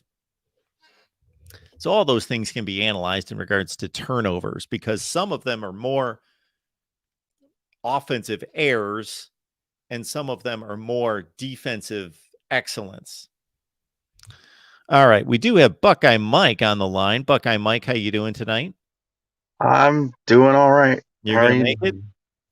Oh, yeah, I'm going to make it. All right. Well, we appreciate you stopping by. So, what do you think as far as everything that's hit the rumor mill since the clock's hit 0 about, like, Ryan Day's on the chopping block and everybody thinks Knowles needs to disappear? And well, okay, those are two completely different situations in terms of their job performance. The Ryan Day, those are just a bunch of knucklehead fans who have no influence on the program whatsoever. Ryan Day is not getting fired for taking a team to the college football playoff and losing by 1 point on a missed field goal. Mm-hmm. That's absurd. I agree. I if feel Noah like Ruggles makes a 50-yard field goal, Ohio State's playing in the national championship game right now. Right. I don't. I feel like at first I felt like if the game was going to be blown, so to speak, it was going to be the defense, because I can't trust Jim Knowles' defense. I feel like he should have switched off of the 3-3-5. But I think it was, at the end of the day, it was bad play call on the offense. What type of plays did you want to see called? Well, I just felt like on that last drive, everything was perfect, and then we got down to inside the field goal range, and I felt like we were purposely leaving it on the foot of the kicker. I felt like, I even told my family, I was like, he's, for whatever reason, he's going to leave it up to the kicker. He needs to take a shot at the end zone. Yeah, I would have still ran the offense. Absolutely. I would have still run the offense. They got the CJ Stroud run down to the 31. And I thought, please don't. I know there's not a whole lot of time, and most likely it's going to come down to a field goal, but make it a 31-yard field goal, not a 50-yard field goal. Push this thing down the field. And I did not have a good feeling about that as well.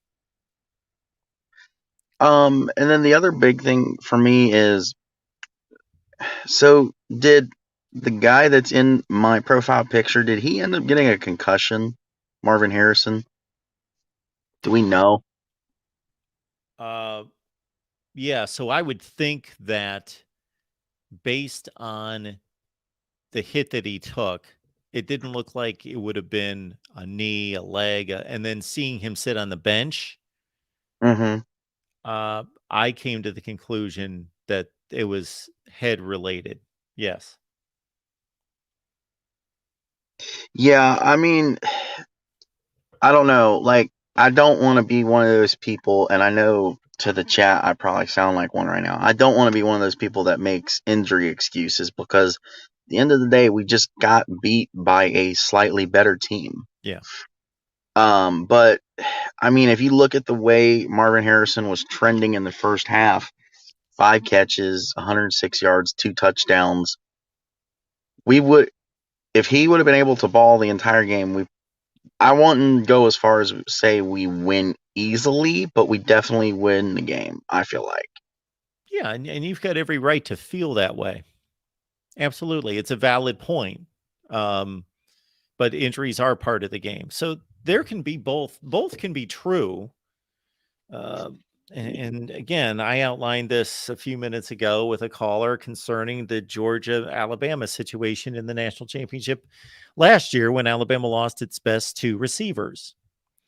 Georgia had injuries tonight, and those were pointed out as well. But there's nothing wrong with that's called analyzing the game. If we're not going to analyze the game, then we shouldn't even start a live stream and talk. That's what we're here to do. Otherwise, the score was 42-41. That's all anybody needs to know. That's it. No discussion. No, we're here to discuss coaching moves, strategies, poor performance, excellent performance, injuries, all the things that factored into the game. Mm-hmm. And So he's arguably the best player in college football. Not just the best wide receiver, the best player. So obviously that's a huge loss. Sure. So talking about play call, do you think, because I know, in my opinion, and I think in the announcer's opinion, if I was listening carefully, we all thought it was kind of close. But do you think Kirby really got the timeout in time on that fake punt? They were showing that a few minutes ago on Sports Center. I couldn't hear the discussion. I could only watch, and I would like to go back and watch that. I don't know. In the moment, I didn't even think. I shouldn't say I didn't think about it. I just didn't even know where that came from when they were all of a sudden they're stopping the play. I don't know. I'd have to go back and watch it. I'd not only have to watch it, but I'd have to go to the rule book to a certain extent. But yeah, I have no opinion on that because I don't know. And honestly, the reason I'm doing okay is when I went over to the house tonight, watched the game with the family, I heard that, and this is the thing that makes me so mad about our fan base in general as Ohio State fans. I heard that CJ was getting death threats, and now people are saying that Noah Ruggles is going to get death threats because of missing the game-winning field goal. And that's why I know I preach this every time on your show, but that's why I always preach that, this is just a game. They're here for entertainment. It's not life or death. Yeah. They're doing the best they can. And if any one of us had to perform under that type of pressure, and if we had our job scrutinized for, in front of the world to see, then I don't know how well we would fare. Yeah.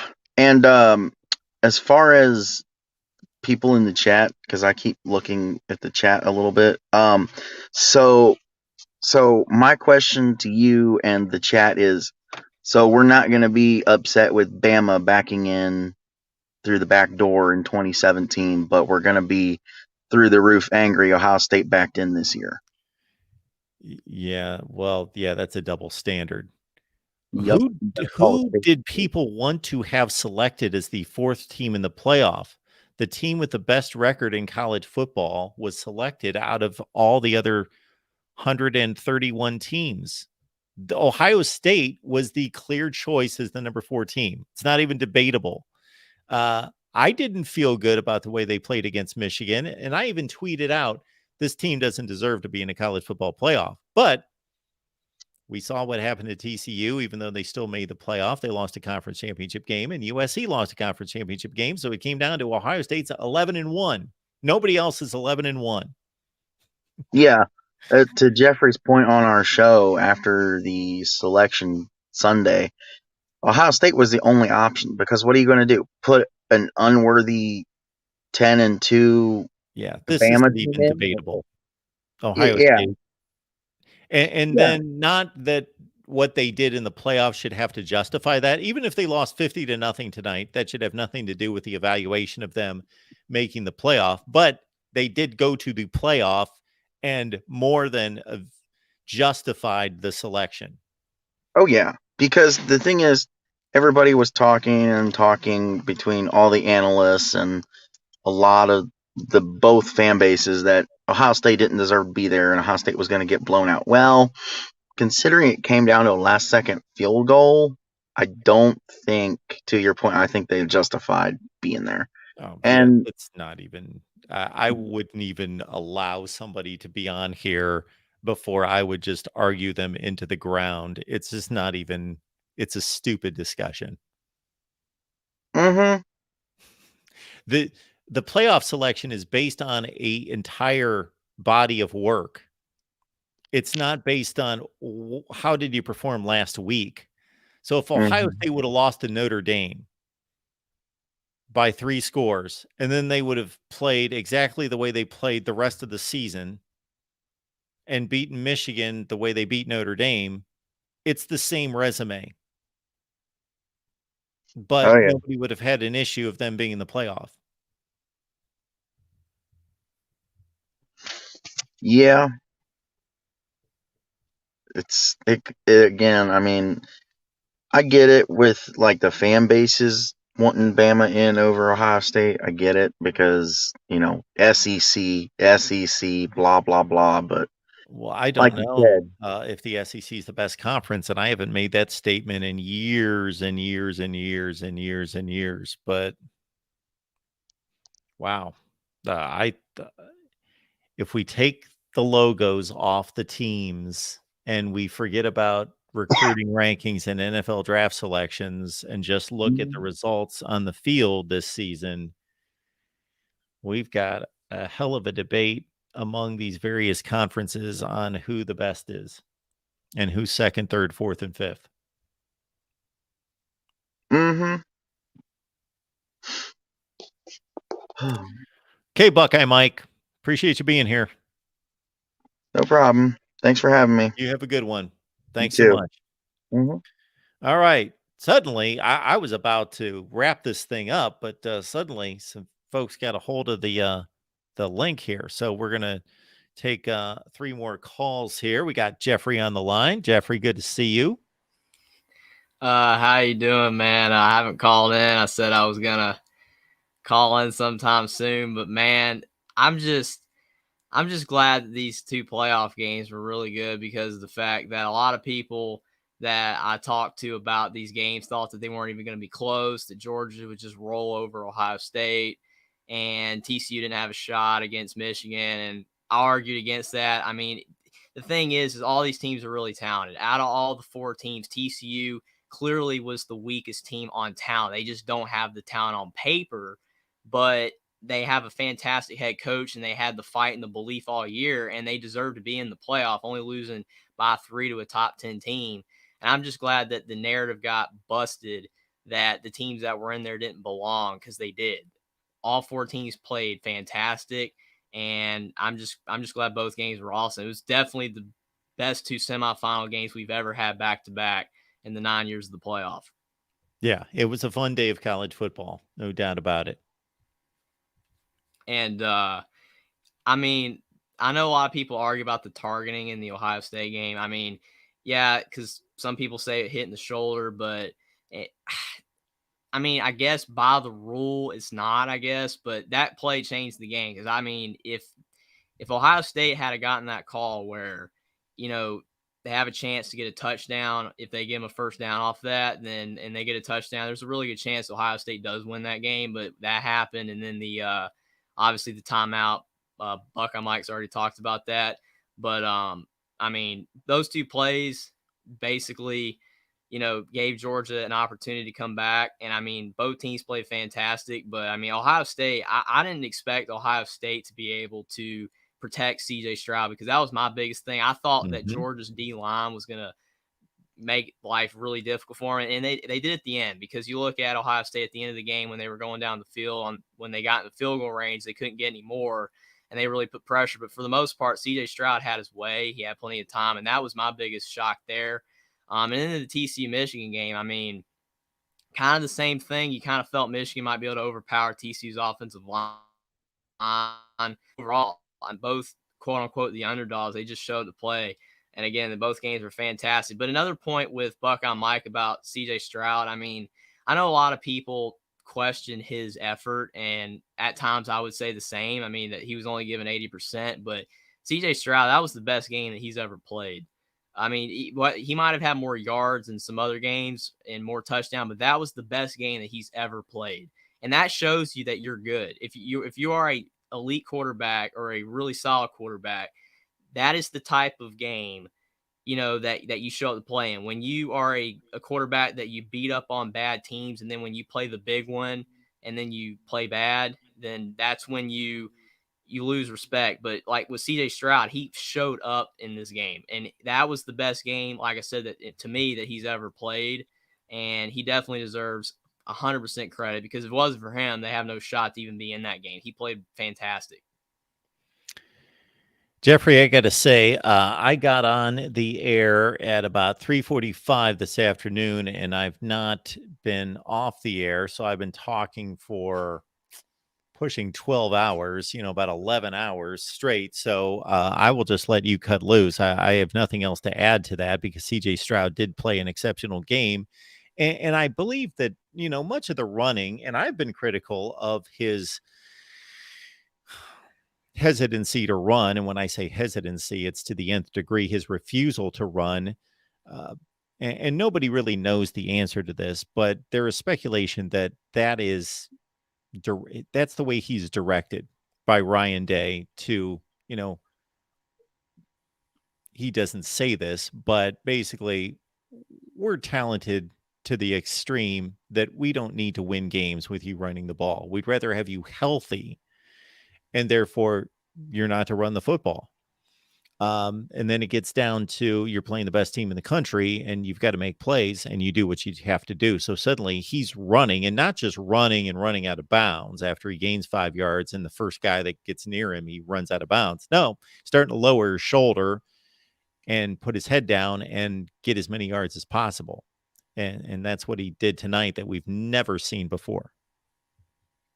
Yeah, I completely agree. I mean, you could definitely tell he wanted to win the game and prove a lot of people, I guess, around the country, especially Ohio State fans, that he could get the job done. And I think that he definitely did that and more. I know that this, Colin shows about these two games, but the Alabama game as well. I'm really glad that Bryce Young and, Will Anderson, those guys played, because I mean, in the world of opt-outs, and I totally understand why players do it. I'm not going to even argue that. Again, it makes complete sense. The transfer portal players, I don't know about you, but I personally believe that the portal should open after bowl season. I don't know why players are transferring before the end of bowl season, because I mean, you take like Devin Leary, NC State. I mean, he just transfers, and then NC State is in a slugfest with Maryland. I mean, that was like what everybody envisioned the Kentucky-Iowa game to be, and the Kentucky-Iowa game to being even worse because Iowa wins 21-0. But I mean, but with Alabama, it's just like you had all those portal players, but your stars played.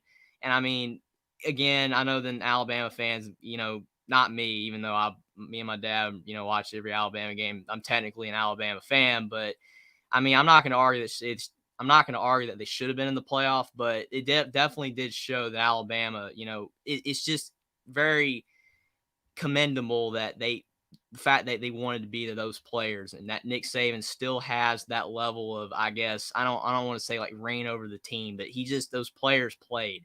And a lot of these other teams do not have that. It just seems like Alabama's the last team right now of the big teams that when they're not in the playoff, that the top players play. I don't know how long it's going to last, because I think eventually even Alabama's players, they don't make the playoff, which will be much harder for them not to make the playoff when they expand to 12. But if they don't, then I think more of their players will opt out too. But for now, it's just kind of amazing to see they're the last one that don't have that problem. Yeah, I posted a video sharing some of the same thoughts about Alabama, and you know, in terms of my expectation of that game and how well Bama would play, it turned on a dime from being I don't know where their heads are going to be at and what the level of effort and commitment is going to be to once I knew that Will Anderson and Bryce Young had, and it wasn't just about them being on the field as the two best players, because that had a lot to do with it, but it was also, oh, I know where this program is and where this rest of this team has to be and their level of commitment. If the two best players and the biggest stars are going to play in this game, then I know everybody's got to be bought in and forget that 7-point spread. Alabama's invested in this game. They're locked in. Mm-hmm. And I mean, the other thing about with Bryce Young is a lot of people talk about the Bryce Young, CJ Stroud debate anyway. And my thing is that they're both great quarterbacks in their own right. But the height thing's I've never gotten with the NFL draft. How if you have a shorter quarterback, that should be dock points. Because, I mean, that's like Will Levis. I mean, like he's high in the draft according to the experts because he has that Josh Allen type frame and what he can do. And if, someone can untap the throwing ability, then he'll be great. But I mean, Bryce Young should not be dot points for his size. I mean, I know Kyler Murray didn't get it either, but Bryce Young is just a fantastic quarterback. I mean, I personally would, at this point, even what CJ Stroud didn't, I would take him over him. But again, they're both great in their own right, but you shouldn't be docked for being shorter. But again, I'm just glad that he played. It was a fantastic game, and it was, again, commendable that they played. Another game that I was blown away with was Tennessee-Clemson. I mean, Clemson, a lot of people thought that they would win. I picked Clemson to win when we did our show. That game, Joe Milton, another quarterback that got a lot of praise and, props the way he played. I mean, because everybody remembers him at Michigan. Because, I mean, Indiana beat Michigan in 2020 when he was the quarterback. And he was struggling and throwing picks everywhere. And I'm just like, oh, Joe Milton's not going to be able to lead Tennessee to victory. And he goes out there, he does everything that he has to do. And Tennessee's defense, like that's the other thing. You see Tennessee give up 63 points to South Carolina and Spencer Rattler, and then they go around and only give up 14 to Cade Klubnik. And we just saw what he did to North Carolina, even though North Carolina's defense is poor. But Tennessee's effort was incredible as well. I mean, that was a masterful performance on both sides of the ball from them. And even though Clemson, like they put up yards, but they just, when it mattered, they couldn't get the points. They missed the field goals. It was just a great performance from Tennessee. Yeah, I certainly made my correction of my statement concerning Joe Milton's career when we went on after the game because he was awful at Michigan. There's no question about that. And I often wondered about just whether he would be able to develop because it wasn't just that he was a scattershot thrower. He made very terrible decisions. One of the games that he played at Tennessee when Hendon Hooker got hurt, he made some really poor decisions against Ole Miss in a game that Tennessee almost pulled out. Like fourth down, throwing the ball out of the back of the end zone, throwing the ball away on fourth down. It was just one of a lot of poor decisions. So it just didn't appear to me as though he had it between the ears to play quarterback at this level. And he proved me wrong with his performance. And a lot of people, and it was stated by the sideline reporter during the game after talking to Joe Milton during the week that he realized, I have a lot of growing up to do. I've got a lot of maturation to achieve. I got to learn a lot about the game. I've got to become a better leader, better communicator, do all the things that supplement the throwing and the running of the football to become a starting quarterback at this level. And he's worked at it. I mean, I definitely agree because, I mean, unfortunately, we as, fans of football and, people that even cover the sport, you only remember what you last see. And I mean, again, you just remember Joe Milton, and it's like nobody's expecting him to go out there and play the way that he did. And I mean, again, he played fantastically. I mean, another perfect example, not the same degree because Penix had success at Indiana, but I mean, people forgot about him. And it was like, he kept getting hurt. Indiana couldn't protect him, which goes to show how important the offensive line is to a team. If Indiana had an offensive line, he'd still be at Indiana and they'd be winning football games. But again, completely different subject. But he goes to Washington. People are like, oh, he can probably win 6-7 games. Washington goes 11-2. I thought they'd win 8-9 games, knowing what he did at Indiana, but he won 11 games because he was protected. And people didn't think he would do that because the last thing they saw was Penix struggling for Indiana in his last season and getting benched, basically, and not really, kind of ended the season hurt, but technically it wasn't working. He was banged up. They just basically went with another quarterback. But he goes out to Washington the way he plays, and now everybody's on the Penix train. It's like you can't base everything off of what you see with a quarterback by the last thing you see. When you sometimes a quarterback just needs a new place, a new destination, and another chance, another opportunity, and you can see what they can do. And to Butterfly's point there, I think most people want TCU to win it all. That would be cool. Except Georgia fans and SEC fans in general. They want TCU to win it all. That would be amazing. So it's going to be a tall task, but what are you laughing at? USC is the pack. It's just funny. I mean, because I love the fact you got the Pac-12 chat show every Wednesday, man, with Tony 10. And then the fact USC's leaving the Pac-12 in a couple of years. I know everybody's already made that joke, but it is funny because they're going to be leaving. You change it to the Big Ten show. I mean, yeah, they're going to be hosting the Big Ten show, and then Big Ten fans are going to be mad because the newcomers are hosting the Big Ten show, and we're not going to have a Pac-12 show. We're going to have to find a whole new crew to do the Pac-12 show. That's hilarious. I mean, my thing, I don't know what you think about this, kind of go off the left field, but how you got the playoff as instituted where you're having the 6 conferences that are getting in.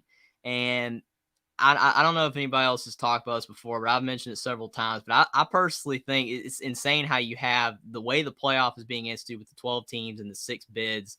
But you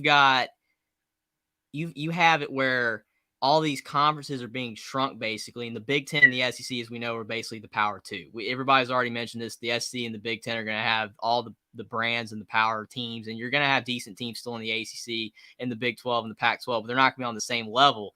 Well, it would have made more sense if you had football the way it used to be back in the 90s, where you had the Big East still and you had all the conferences, and the conferences were more even. And then that's where the winner of the conference makes more sense to make the playoff, because it makes less sense when the Big Ten, SEC are more powerful now, and then you've got the other conferences that are kind of struggling the way that they're setting up the playoff. It would have made more sense to have this playoff back when the conferences were more even back in the 90s. That's just the way I see it, but obviously that's never going to happen. But I don't know what you think about that. Well, that's because you're looking at it from a holistic standpoint of what's best for the sport.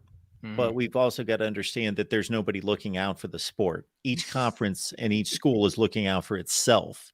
Therefore, when the decisions are made, Greg Sankey's responsibility is not to college football, it's to the SEC. So he's going to do what is best for the SEC. And sometimes that's to the detriment of college football.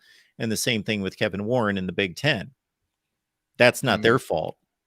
We need a governing body over the entire sport to do what's best for the entire sport. When the NFL owners get together and when the entire league votes and makes decisions, they don't act as the AFC East against the AFC North and they all make separate decisions that completely screw up the sport. No, they're all in it together to do what's best for the health of the league. That's what's missing in college football. Well, I agree with that 100%. I mean, you look at basically how everybody talks about the SEC anyway. I mean, the thing is, they have the most talent. If you look at the recruiting rankings and everything, they get the most talented players. They have the big stadiums. They have the fan support. And the Big Ten does as well. That's why you look at the NFL, and when a coach goes to the NFL, sometimes they work out like Pete Carroll or whatever, going from USC to the Seahawks. But then you look at Matt Rule, or you look at even Nick Saban for brief, or you look at Urban Meyer, it doesn't work out because the playing field is leveled. You're on the same level with every team. They all have the same salary cap. You're dealing with players that are making a lot more money. Everything's level. Whereas in college football, whether we want to admit it or not, I mean, every team has a chance to win. Yes, but I mean, you look at like Indiana or you look at Stanford, they just don't have what Texas A&M, even though they went 5-7 this year, and which was ridiculous. But Texas A&M or Ohio State or Alabama, the playing field is not level as is, and it's not getting any better, which hurts. But that's why the NFL is basically on where it's level for the most part, because you look at Major League Baseball, which is why that fan sport's died. It's because of the fact you got like the Yankees and the Dodgers, and then they're in big markets. They have more money to spend versus the Cincinnati Reds and St. Louis Cardinals. They just don't have the money. The NBA is supposed to be even, but you have the Warriors, they exceed the luxury tax, which I know no one cares about this on here. But again, with college football, it's like the conferences and the teams are just so uneven. It's unbelievable. I mean, it is what it is. Again, I still love college football to death, but I mean, that's why everybody wants TCU to win, because they are the ultimate underdog. They don't have the recruits. They just don't have what the other three teams in this playoff had, and that's why everybody wants them to win, because they're not supposed to be here. And it goes to show that with a great coach and heart and belief, you can do a lot of things. Because Austin pointed out to me on our show, he was like, you're saying that you can only win if you have 5-star talented players, and he said that you can win with 3 stars. And I'm like, yes, you can, but most of the time, to win a national championship, you have to have great coaches and the top talent most of the time. Who's winning a national championship with 3 stars? It doesn't happen. We got Austin coming up here. We're going to have that conversation.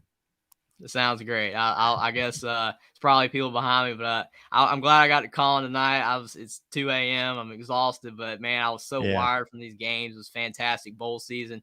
Sad college football is almost over. It was a great season. I actually thought bowl season, this was one of the better ones, even with all the opt-outs. There's a lot of great games this season. It was better than last year's for sure. Yes. Where Tennessee produced the best game. How many games went down the wire? And it all started with Miami, Ohio, UAB, where he got stopped at the 2-yard line. So it was a great bowl season. And I can't wait for tomorrow's games, because it's already New Year's. So tomorrow's games, and then we got the championship games. It's going to be awesome. And Jeffrey, I'm going to tell you that you're too young and not allowed to be exhausted. So, but good night. I appreciate you stopping by.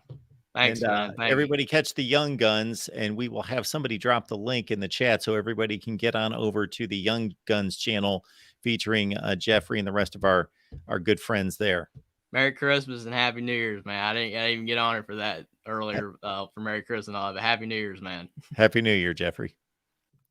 All right, I got to say, with 2 callers left here, for those of you who weren't around for the 2 watch parties, I've been now on for like 11 hours in a row talking. So I'm pretty much toast. I almost have nothing. I do have nothing to say. So we're going to take these last 2 calls, and basically they're going to say whatever they're going to say. And I've got little response, if any. So Porter, take it away. Hell of a game, Mark. Absolutely. Well, I hate to hear that anybody up there would criticize your quarterback or your coach. I mean, those are gutsy performances by 2 of those guys, and I hate that obviously I'm over the moon that my Dogs won, but I mean, nobody should be criticized in Columbus. I mean, that's ridiculous. That was a hell of a game. Could have gone either way.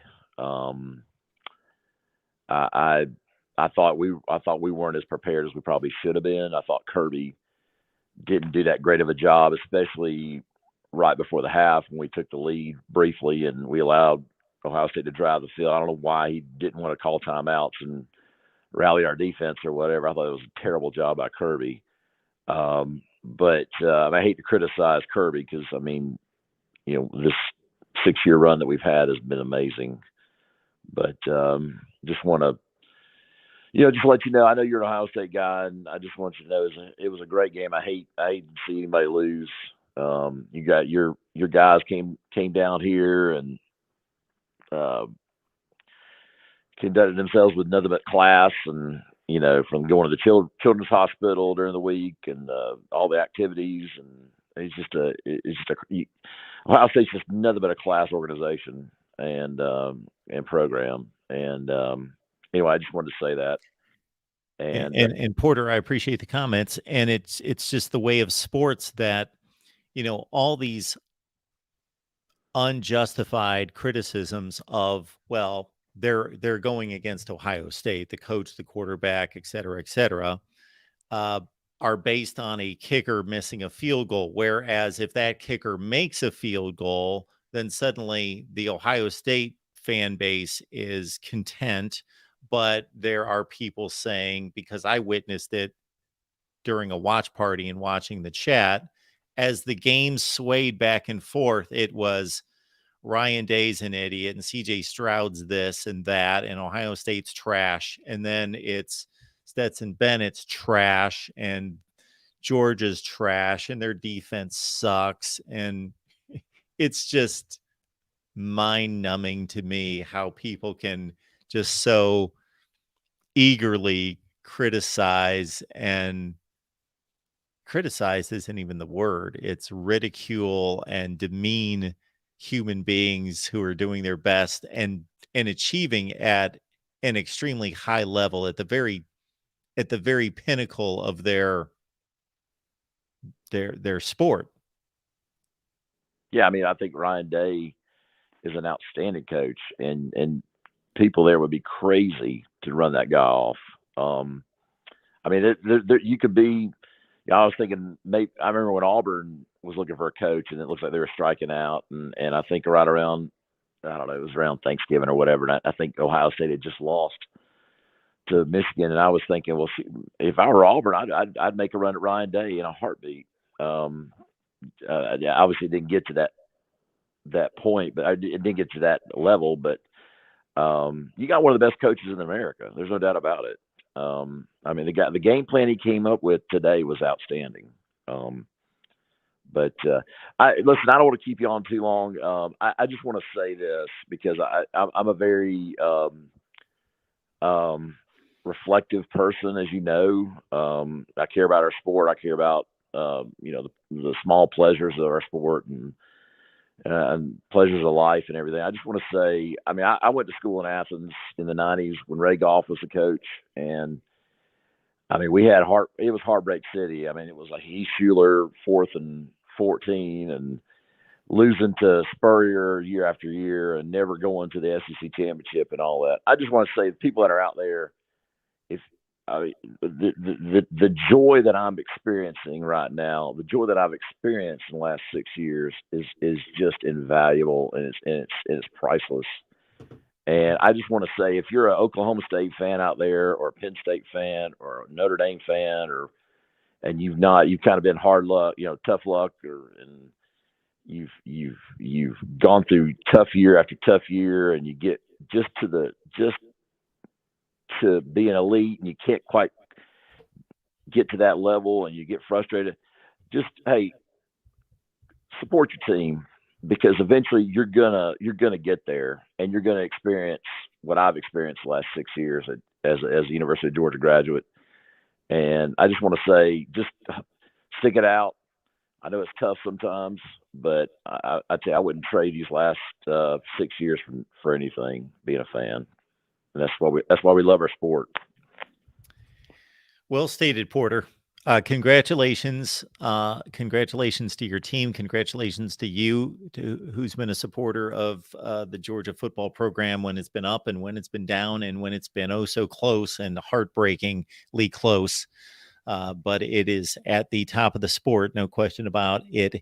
It is the program as it stands right now. Well, thank you, Mark. Hey, by the way, Porter. congratulations. I noticed the chat before I got on, 500 people in the chat. So, man, you're growing your brand. Congratulations. Well, thank you, Porter. Thanks to folks like you. All right. Thanks for stopping by. Happy New Year. Bye. Happy New Year. All right. Our final call of the night is from our friend Austin, Louisville fan. What's happening, Mark, on this beautiful night? Well, except for Ohio State fans, but beautiful night anyway. But we saw I want to start off by saying we saw two really incredible games today between TCU, Michigan, Ohio State, Georgia. I mean, if you're a fan of one of the teams, it's heartbreaking to see it in that way. But if you're an unbiased spectator like me, you love those kind of games. after so many years of blowouts in the playoffs. And that Georgia Ohio State game, I mean, what could you ask for? Stetson Bennett gets the ball last and gets the ball second to last, goes right down, scores the touchdown at the end. Ohio State gets a chance to kick it and win it, just misses. I mean, this is what it's all about, isn't it, Mark? Heartbreak and triumph all at the end. Yeah. You try to kicker out there who has nothing to do with the outcome of the game otherwise up until that moment. And if he makes it, then one side's jumping for joy and losing their minds. And if he misses, then the other team is feeling heartbreak and shame. So that's sports. Yeah, my only question I got on the Georgia Ohio State game. So Ohio State gets the ball with like 8 minutes to go, and it's 38-35. Georgia came down before, scored, got the 2, and it's a 3-point game all of a sudden. And then C.J. Stroud and company put that good drive together. My curiosity, though, is why would Georgia be throwing the ball on 3rd and short with a little less than 2:30, I think, left in the game? Wouldn't you want to run the ball there and maybe like milk the clock a little bit more and make Georgia use another timeout or use their final one that they had? You said Georgia. Do you mean Ohio State? Which way are you going on that? Yes. You said okay. So Ohio State, with 8 minutes to go, gets the ball up 3. They get down the field, and with 2:30, I think, remaining to go, it's 3rd and short, and they decide to throw it, and it's incomplete. Would you not elect to run it there and make the clock move and pursue Georgia to take that timeout in that situation, or do you think that's the right play? Minutes left in the clock. If you got 2.5 minutes left in the clock and you're only leading by a field goal, the most important thing that I thought for Ohio State in that situation was to do everything possible to score a touchdown, of course, and take a 2-score lead. I don't think that there comes a point in the game in which you get to a certain threshold of time in which it is valuable to kill clock, but 2:30 is not that time. There is still enough time. That's the last play you're going to have on that drive. If you milk it from 2:30 down for another 45 seconds and kill it to 1:45, you're still giving Georgia the ball with 1:45 and not giving yourself a chance to score more points. Yeah, because I was just curious what your thinking was on that, because I know a lot of people would say, why don't you run the ball, place it where the kicker wants it, make Georgia use that timeout, and then kick it. And then basically you're only up by 3 points, and to go up by 6 points helps, but it doesn't salt the game away. If you're up by 8 and you can get it to 11, absolutely you do that, because then the time left in the game's not so important, because you got to make them score twice. If Ohio State scores a touchdown there, then Georgia's got to score twice. But they didn't. But I will say, though, great job by Stetson Bennett on that last drive, though. I mean, what more could you ask from him on that? And there was really nothing Ohio State could have done there, because he put it together as perfect a drive as he could have there. Would you agree with that, Mark? That he put it together as perfectly as he could there? I don't think he missed a pass. Yes. Absolutely. But Ohio State still had their chance to win at the end, and it just happened. It was a long field goal, and it missed. Heartbreaking. But on to the other game of the day, though, Michigan TCU. I mean, what an incredible job Sonny Dykes has done, Mark. Took TCU from 5-7 to the playoffs, and now playing Georgia for the Natty. How many coaches can do that for a team in one stretch year? Like, go from unranked to number 3 to now national champion. Like, not many coaches and programs can do that with its talent that TCU has compared to all the others. That's some impressive stuff. Absolutely. It's impressive. But I'd like to say congratulations to all. Mark, I know you're really tired and would like to leave soon, so just say congratulations to all the teams that won. Sorry for the teams that lost. Happy New Year, Mark, and good night. Go Cards. Thank you, Austin. Happy New Year. Appreciate you being here. Yeah, I'll apologize to the last 5 or 6 callers because I had nothing in response to say because basically I've been talking for almost 11 hours. So I'm shot. Yeah. Yeah, we're looking at 11 consecutive hours of talking. So appreciate you being here.